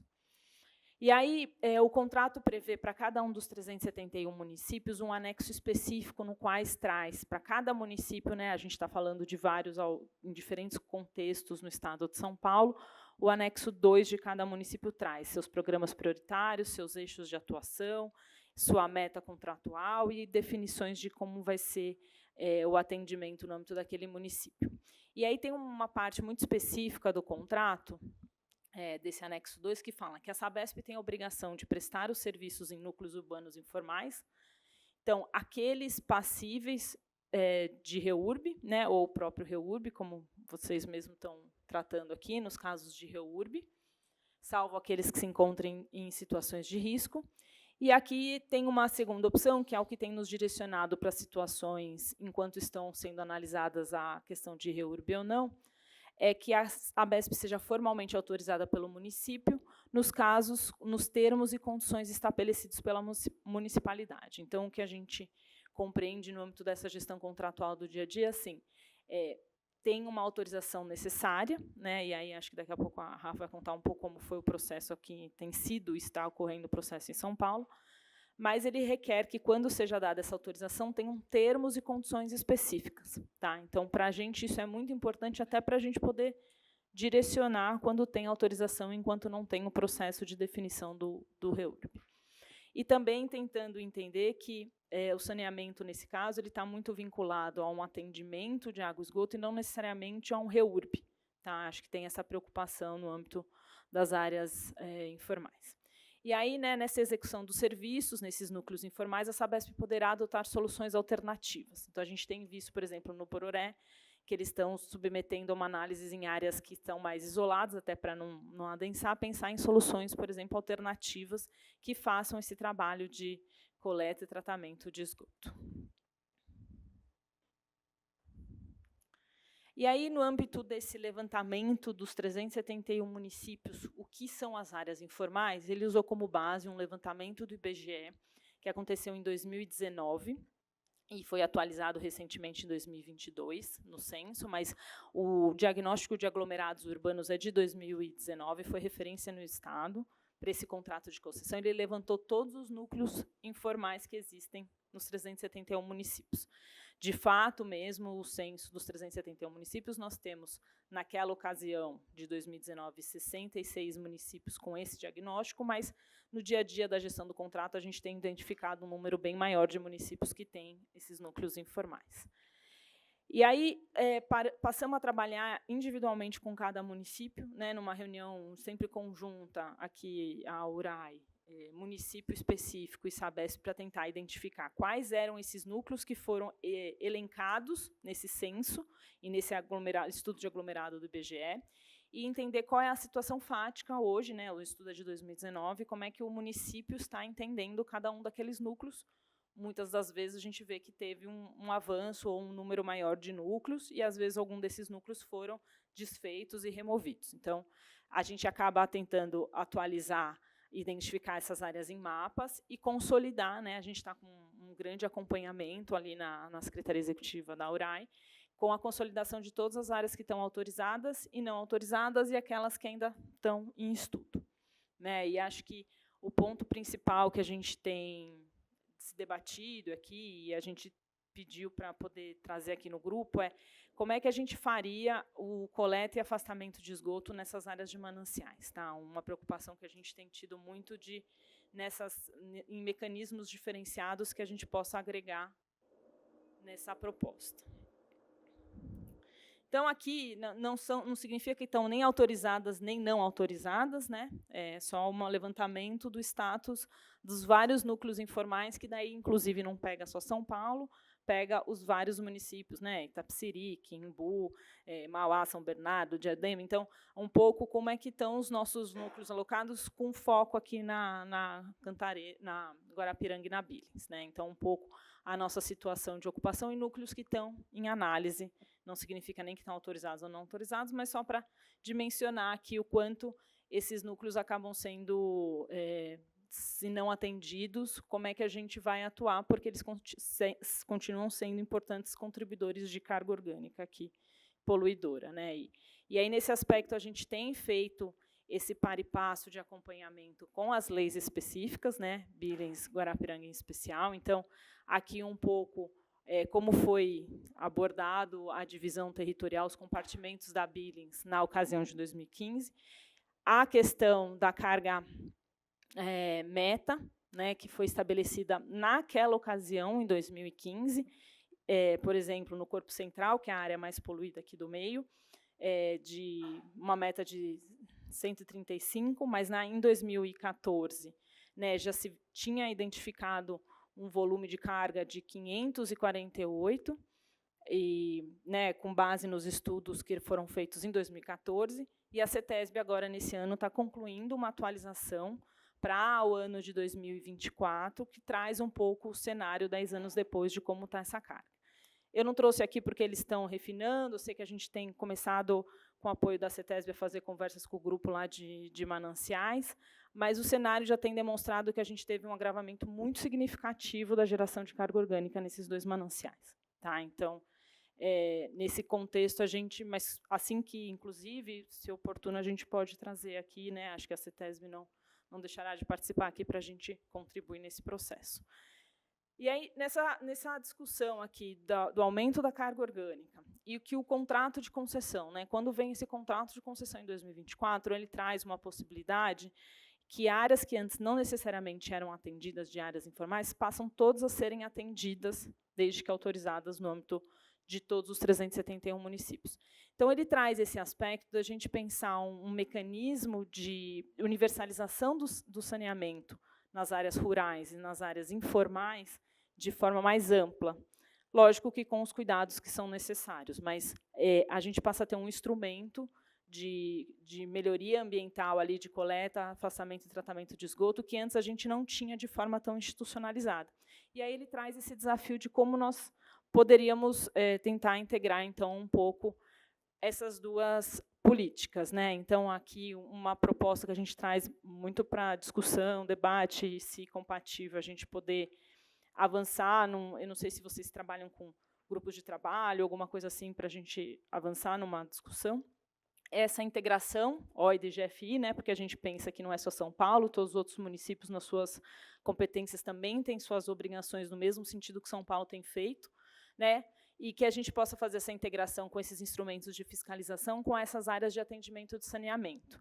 E até com um mecanismo de monitoramento, né? Como a gente tem todos esses núcleos informais que estão levantados, a gente entende que tem alguns que estão em áreas mais críticas, outras em áreas médias, e outras não são áreas de atenção, né? Então, eu sei que vocês têm um foco em áreas bem específicas, mas a gente pode aproveitar os instrumentos, por exemplo, que o IGC está fazendo cartas de acompanhamentos mensais, de cobertura vegetal, se a gente pode pensar em outros instrumentos para acompanhamento dessas manchas, expansão, onde tem atendimento, como está assim, envolvendo o entorno, né? Então, um pouco nesse aspecto de planejar, monitorar, né? Então, e fazer um planejamento. Então, essas áreas que vão ser atendidas, né, que estão autorizadas, como é que a gente faz um planejamento mais próximo, até para não acontecer um caso específico que teve numa área não autorizada, né? Então, esse é o planejamento das ações com infraestrutura para atender tanto as áreas prioritárias de saneamento como aquelas áreas prioritárias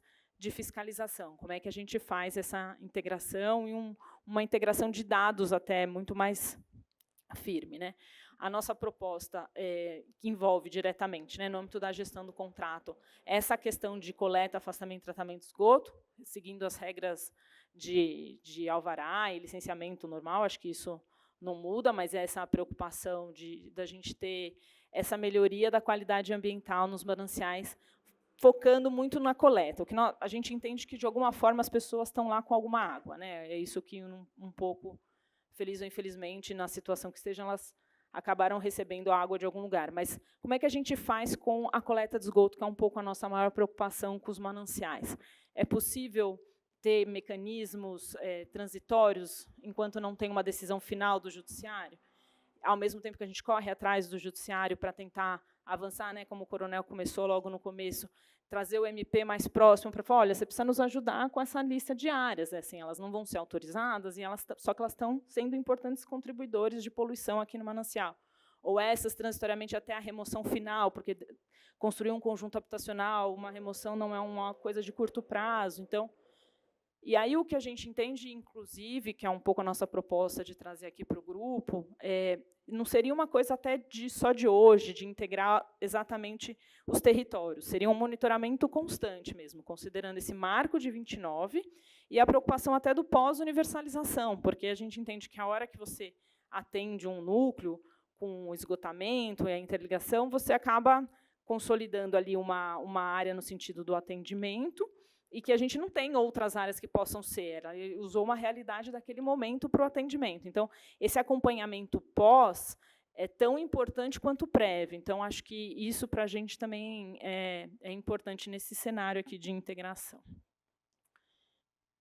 E aí, um pouco, essa nossa proposta de trabalho aqui para o grupo a gente tem as áreas identificadas, né? Tem algumas que ainda estão em análise, daí eu vou até chamar a Rafa aqui para ela falar um pouco como está o processo em São Paulo. Mas, com base nessas áreas identificadas, a gente poder trabalhar numa seleção de áreas que vocês mesmos em campo veem que são mais sensíveis, que poderiam ter monitoramentos adicionais, né? Usando esses sistemas hoje que a gente tem mais de satélite, que nos ajudam a ver mudanças de cobertura vegetal, até para a gente poder demonstrar assim, ó, a gente teve atendimento, mas o objetivo do atendimento não é fomentar a ocupação. Né? A gente tem tido, por exemplo, lá na Baixada Santista, quando são áreas prioritárias, a Polícia Ambiental vai junto com a Sabesp, porque mostra uma sinalização ali de que assim, nós estamos vendo até onde está sendo atendido, existe um marco visual, inclusive, ó, aqui é a última casa, não teve uma ida além, e nenhuma nova ocupação vai poder receber. Não adianta você, só porque tem esgoto aqui, você vai dizer que vai vir para cá para ter esgoto, não. Nenhuma nova ocupação teria uma autorização da Sabesp para poder ter uma nova ligação. Então, seriam definir essas áreas prioritárias que entrariam em mecanismos diferenciados de atendimento e acompanhamento para esse atendimento de saneamento e água e esgoto. Uma periodicidade desse monitoramento, né? Então, vocês têm os núcleos mais prioritários, os núcleos de destaque, né? Então, como é que a gente poderia criar mecanismos e procedimentos de acompanhamento dessas áreas, algumas mensal, algumas a cada 6 meses, aí vai muito, o feeling de vocês é muito importante. A delimitação em campo, né? Então, acho que esse desafio da integração. esse mecanismo de comunicação. Então, tem uma área, né? A gente ainda está com uma decisão que ainda não saiu judicial, a gente não sabe se vai demorar 3 anos, 10 anos. Se a gente poderia ter um atendimento provisório e, assim que sair a decisão, a gente faria a remoção imediata da estrutura, né? Então, tem uma proposta da gente atuar nesse sentido. E aí, o último ponto, que também é tão importante quanto a questão do atendimento e a fiscalização, é a gente, de fato, levar de forma consolidada, enquanto grupo, assim, MP, a gente precisa da ajuda de vocês para esses núcleos, tem que ter uma decisão, né, uma retirada ou uma atuação, ou juizado. Então, a gente, inclusive, nesse nosso mapeamento de áreas, que podem ser autorizadas transitoriamente ou aquelas que são permanentes, como é que a gente poderia atuar com os demais órgãos de controle para que tenha uma definição já, né, para isso, porque, às vezes, a decisão judicial, a decisão demora 10 anos, e, nesses 10 anos, a gente continua com aquele esgoto ali que não cessou. Então, acho que era um pouco uma proposta da gente tentar, né, ter um plano de trabalho integrado mesmo, não tem nada fechado, não, é só um objetivo mesmo de integrar. Aí, não sei, secretário, mas se a Rafaela puder falar um pouco como é que foi essa discussão aqui em São Paulo, coronel, não sei se você permite.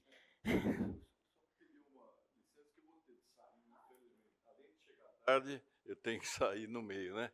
Mas é muito interessante essa proposta, né? E acho que gostei muito dessa solução alternativa, porque até agora diziam que era impossível, que você tem que continuar com essa solução surreal de levar o esgoto para tratar em Barueri, né? Com as elevatórias todas quebradas, vandalizadas e o esgoto voltando, né? Então, a gente precisaria pensar que os 11 afluentes da Guarapiranga estão despejando esgoto in natura continuamente, dia e noite, né?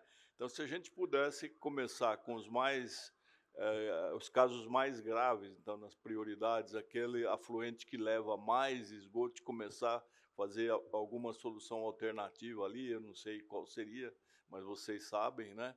Eu acho que isso é muito interessante. Essa apresentação vai ficar com a gente, Roberto? Sim, pode claro, ficar? Claro. Então, tá bom. Eu agradeço e peço desculpas para que eu tenho que ir embora. Hoje é prefeitura presente e o prefeito convoca a gente. Obrigada.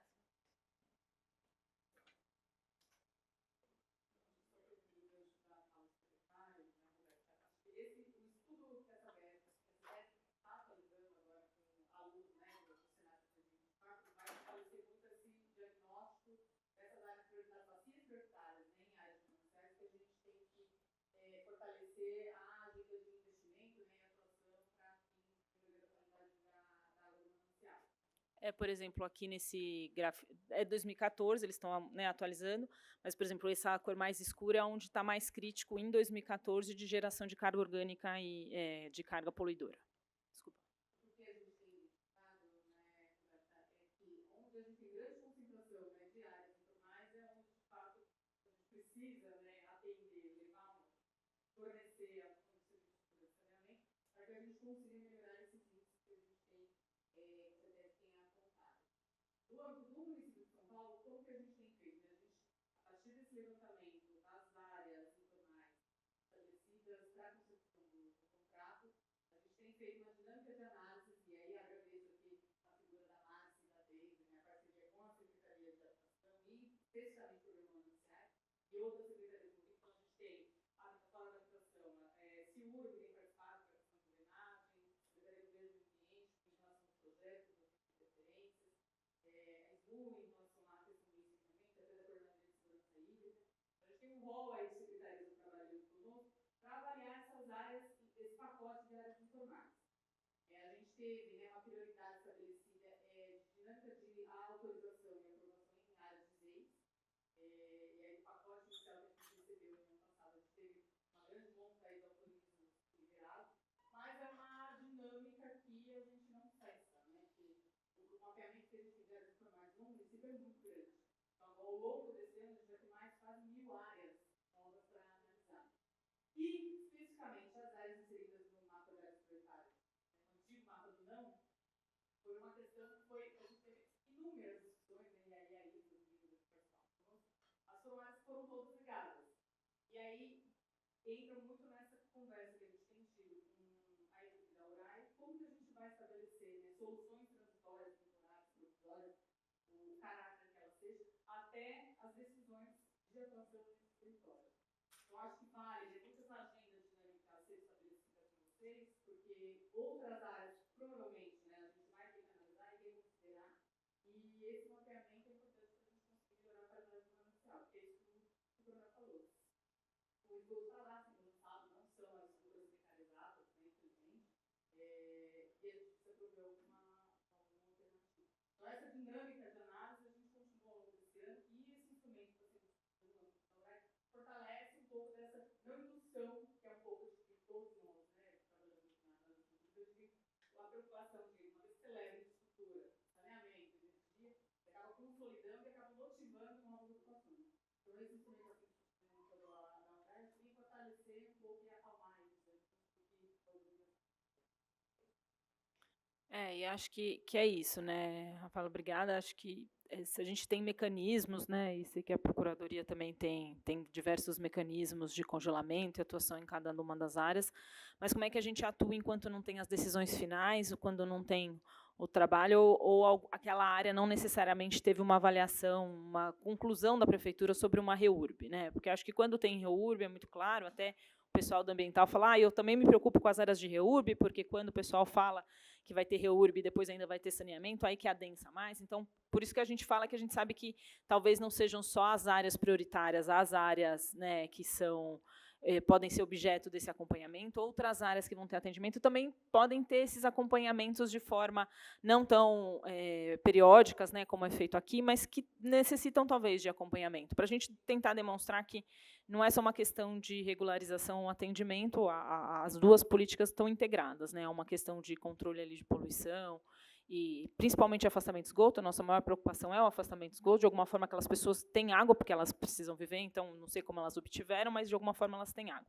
Mas a nossa preocupação é aqui, talvez até focando muito no esgoto, como é que a gente consegue avançar nessa discussão da coleta e afastamento do esgoto, e esses mecanismos, né, de atuação para essas áreas e outras, né, que a gente tem que ter cuidado permanente. E lembrando que nem todas as áreas vão ter atendimento agora, né, 2026, o prazo é 2029, mas, enfim, acho que é um procedimento contínuo até para o pós-29. Obrigado, viu, Roberto? Obrigado a todos aí.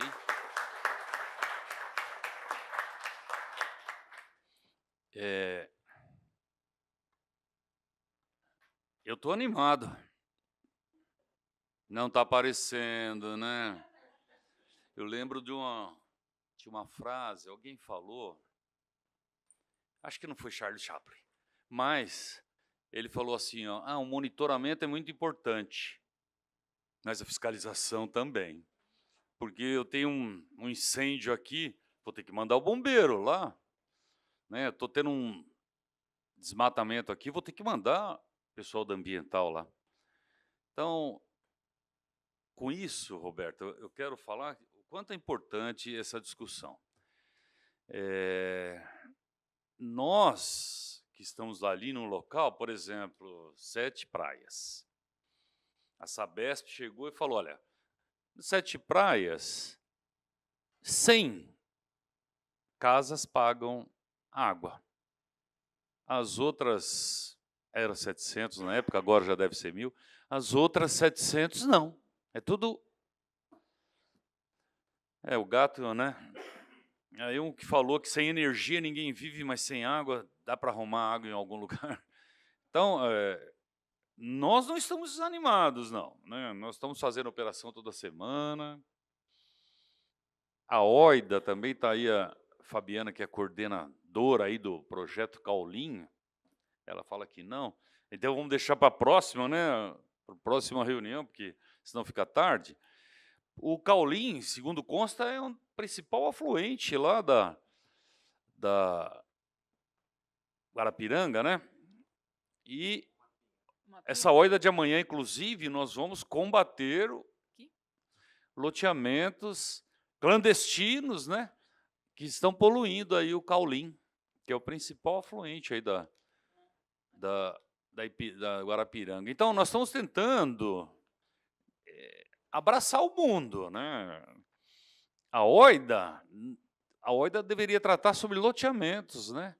Parcelamento do solo. A gente vai até onde tem tirar a gente do barraco. E não é a nossa... Mas nós vamos. Nós vamos tentar ajudar o Caulim, a pedido do secretário, né? Aí é ordem. Nós vamos. Né, senhor Antônio? A gente vai fazendo o que temos que fazer. Não é fácil? Não. Tem que fechar o umbigo, colocar aquela pedra, né? Turmalina negra e fecha o umbigo em cima. Que as energias não são fáceis, não. Mas solicitem da gente aí. Estou usando um monte. Ninguém viu, mas o secretário também está com uma pulseirinha aqui que eu dei para ele para tirar as energias, né? Nunca vi nem usar relógio, está usando a pulseirinha. Já vi que ele está meio preocupado também. Mas nós vamos fazendo, viu? Tem muita coisa difícil acontecendo? Tem. Inclusive essa, né? A gente fala assim, poxa, a área aqui é até a PP, né? A PRM já... Se você colocar um esgoto, vou colocar água aqui, vai aumentar, vai acabar com pouca floresta que nós temos aqui, né? Pouca mata que sobrou. Então, é preocupante para a gente. Então, mas contem com a gente. E a gente vai ter que chamar vocês, viu, Roberta?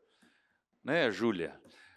Chamar vocês para falar de novo, porque meu QI é limitado a, né, regulamentos. Então, eu falei, nossa, que dificuldade. Não é fácil lidar com isso daí. Talvez, coronel, a gente possa trazer, de forma mais focada,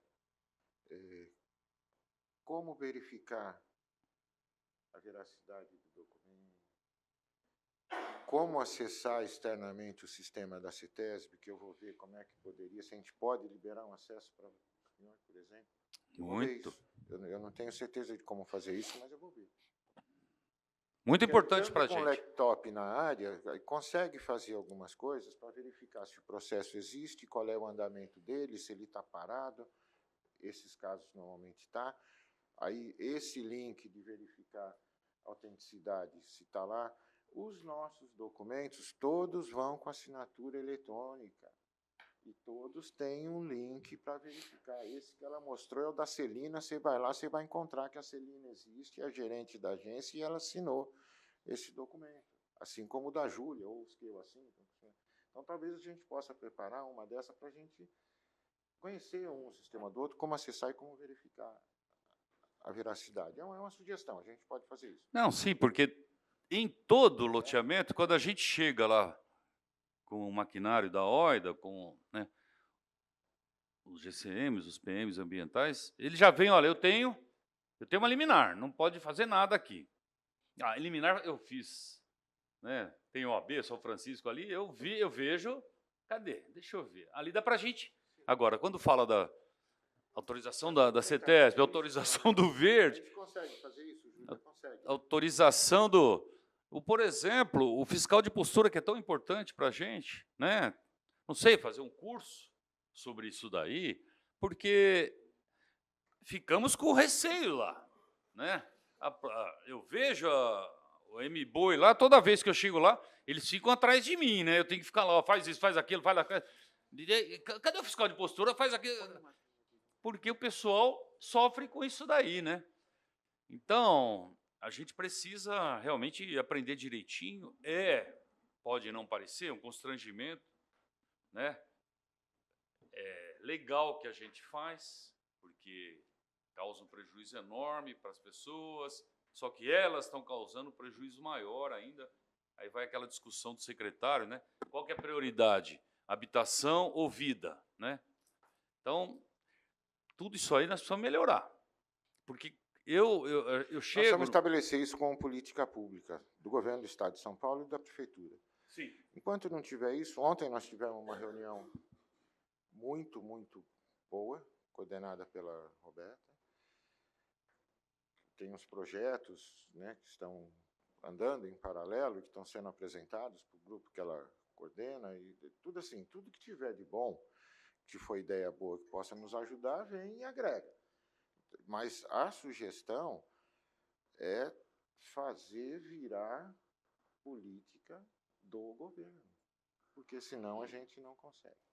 E só um esclarecimento, pessoal, quando o coronel falou do Caulim, ele não está nesse mapa porque ele é da Biblis, mas ele está do ladinho daqui dessa bacia. Essa bacia já é comprometedora para a Biblis. O Caulim está aqui do lado, aqui na região do Parelheiros, e ele, além dos outros dois, além dos dois primeiros que chegam aqui em cima, né, que é o Tupu e o Guavibituba, né, se eu não me engano, tem esses dois que eles têm uma contribuição muito grande de poluição para o reservatório, ele ainda vem e é um dos...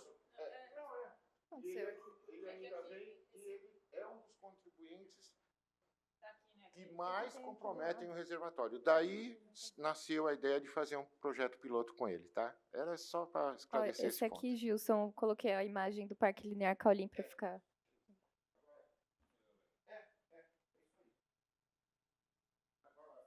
Coronel, a gente vai manter a pauta 3 ou vamos passar para a próxima? Não, era inclusive a Fabiana que vai falar, né? Como ela está sempre com a gente toda a reunião. Tem um minuto também. Sim.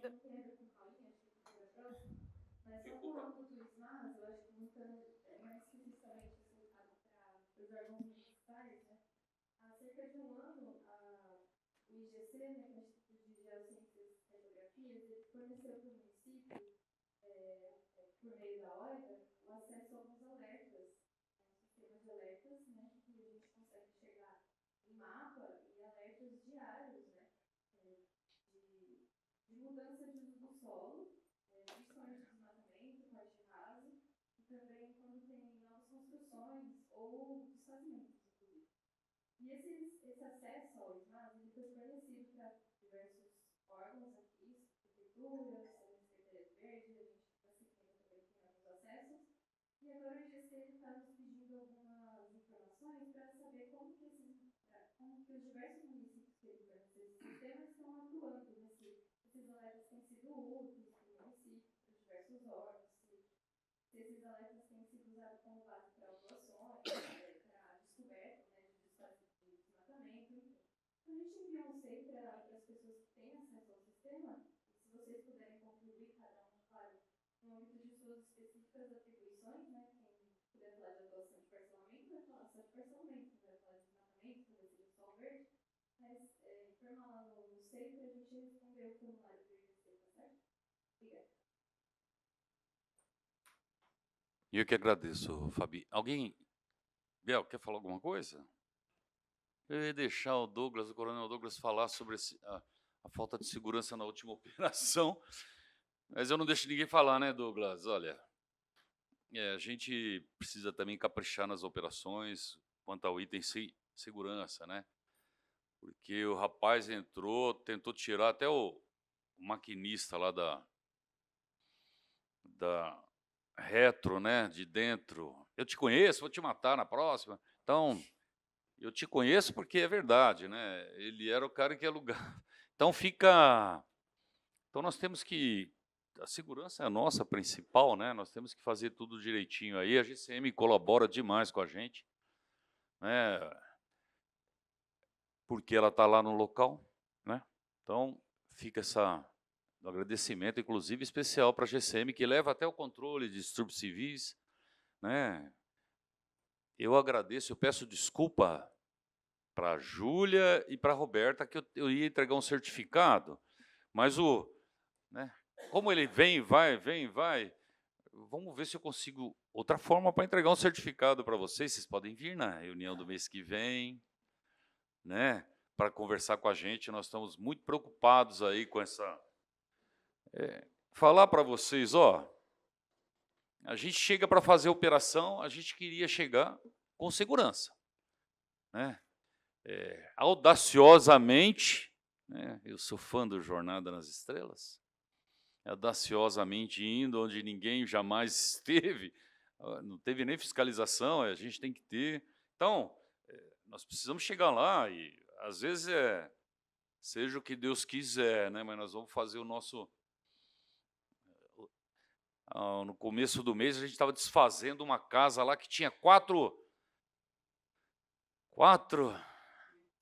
Obrigado. 4 suítes com vista para a piscina, vista para o rio. Aliás, acho que até o rio é o Caulim, viu?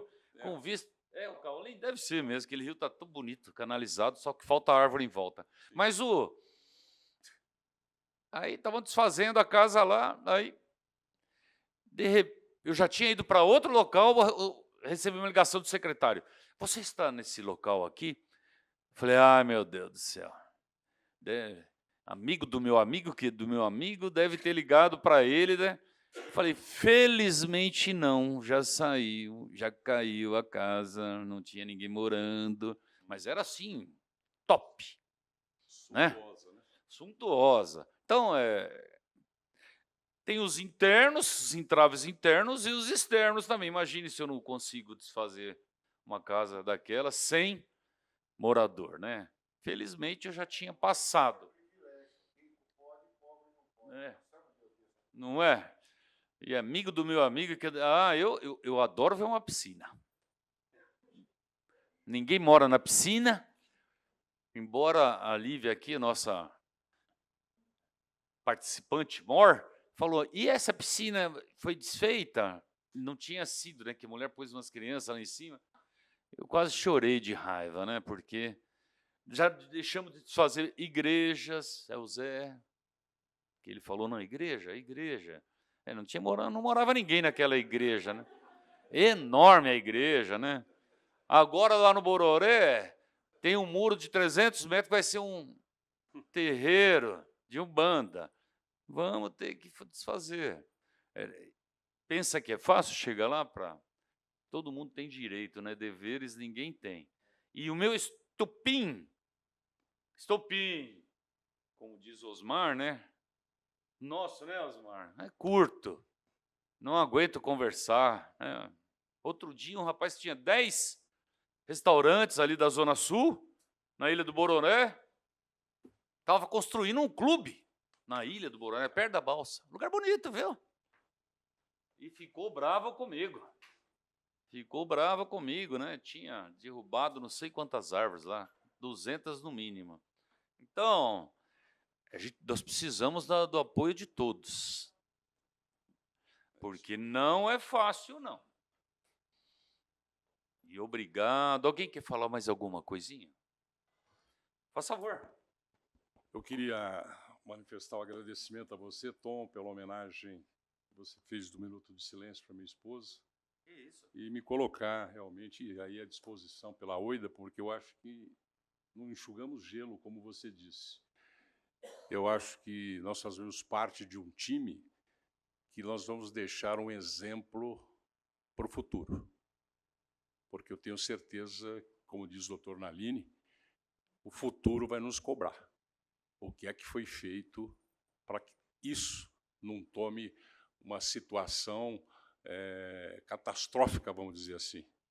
Então, eu parabenizo a todos que estão engajados nisso, e eu digo do estupim, porque, como você apregoa, não é nada de irregular, é clandestino mesmo, porque não tem como regularizar uma coisa clandestina.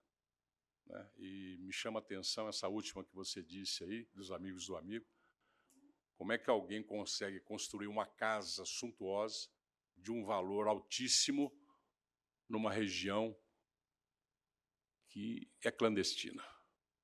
Mesmo, é uma prova que o dinheiro empregado e tudo mais não tem origem. Então, nós estamos no caminho certo, eu, Tom. E vamos continuar em frente com o apoio de todos vocês. Obrigado, gente. É isso. Obrigado. O Osmar é um exemplo da operação lá. Ele já é maior de idade, né? E ele pega lá, dirige o rapaz da Retro, né? Podemos, né? Só fala assim, podemos aqui. Podemos. Não tem morador, podemos. E ele vai, né? E está aqui, está lá não. A esposa faleceu recentemente, ainda num mês aqui de março. Vem lá de Andradina, Adamantina, qualquer lugar longe e quente. Adamantina. Então, vem aqui para nos auxiliar. Isso aí é um exemplo para nós, né? E como ele, tem vários outros, viu? Isso aí é muito bacana. porque o nosso serviço não é fácil, não. A gente tem que confiar um no outro ali, fica um de costa para o outro para não levar uma pedrada, e nós vamos em frente. Mais alguém que falou? Mais alguém? Obrigado, Márcia, da SEAB, parabéns pelo trabalho, viu? Que a secretária lá dos mananciais, Maria Tereza, é um exemplo também para nós. Né? Pena que nós não temos o dinheiro que eles têm lá no mananciais para comprar, a gente comprava tudo, tirava todo mundo das casas, né? Mas não temos nada, né? Aqui nós temos a Seclima, né? Nós só colocamos perna e agradecemos a boa vontade e a boa vontade de todos, não é? Porque nós não temos nem orçamento, não temos, né? Eu falo para o secretário, ele, não, dá um pouquinho de sua contribuição social. Aí eu falei, senhor viu meu imposto de renda? Estou fazendo meu imposto de renda, já estou dando muito da minha contribuição social, não é? Então, fica esse agradecimento para todos aí. Certo, Luciano? Amanhã lá tem uma PC para nós, né? Luciano também tem ajudado, emprestado a PC. Então, estão perguntando o martelete, nós não temos contrato nem para PC, né, que é aquela esteira. Então, só tenho a agradecer a todos aqui. Fala, inspetor Hugo, também lá da...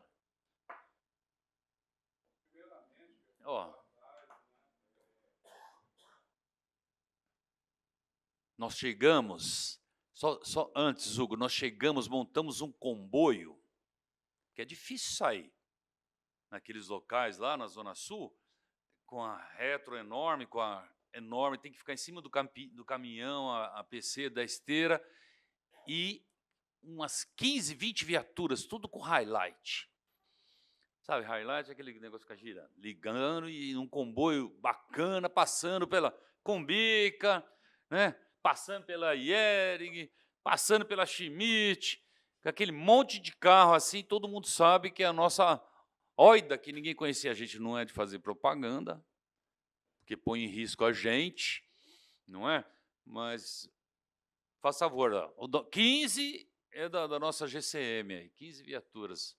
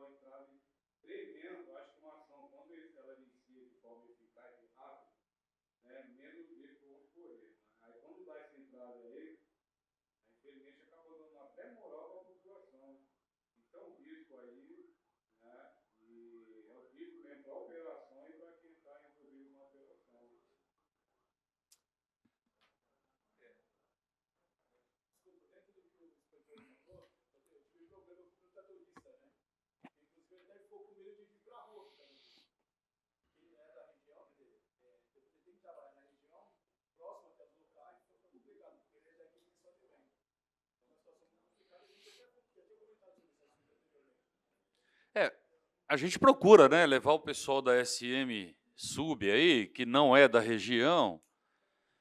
Outro dia houve um acidente e a PC da SM Sub não conseguiu sair, saiu e bateu um carro, bateu no caminhão.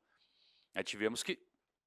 Eu vou para lá, eu vou para os locais, com 50 servidores, no mínimo.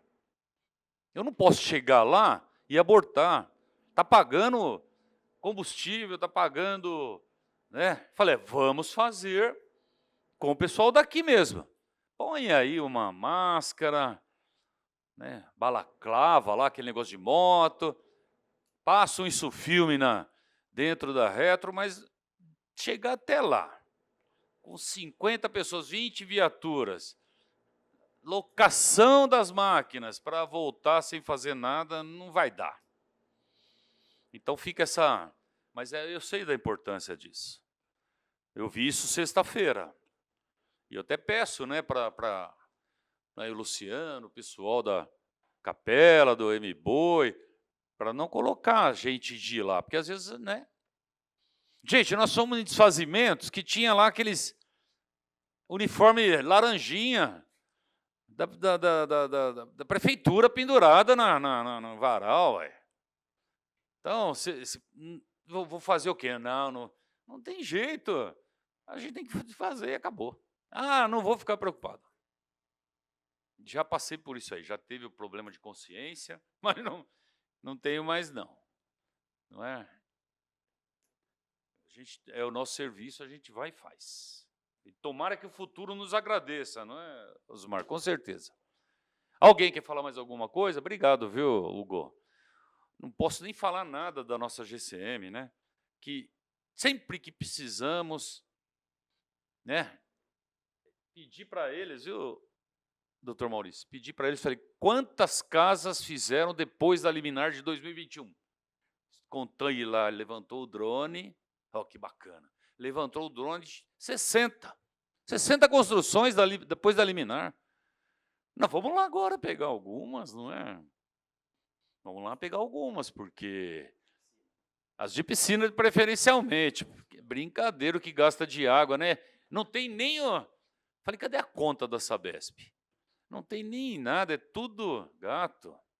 Mas fica a nossa, deixa o nosso amigo lá da Sabesp. Eu falo muito de esgoto, viu, Roberta? Coronel Esgoto eu já estou virando. Eu aceito de bom grado, porque fica colocando água e não coloca o esgoto, onde nós vamos parar? Não é verdade? Daqui a pouco eu não vou beber essa água que vai estar cheia de hormônio feminino, anticoncepcional, eu não vou tomar mais a água, pô. E você vai nas operações, sabe como é que é o banheiro? Papel higiênico na árvore, 2 pauzinhos em cima do rio, em cima do riacho. Esse é o banheiro, né? Agora imagine como fica a nossa represa lá embaixo. Bom, passei 5 minutos. Obrigado a todos. Conto com a presença. A CEMIL precisa participar das nossas OIDA. Também fala para o Cauê lá, Roberta. Ele está sumido. Não, ele foi andar de sexta. Obrigado.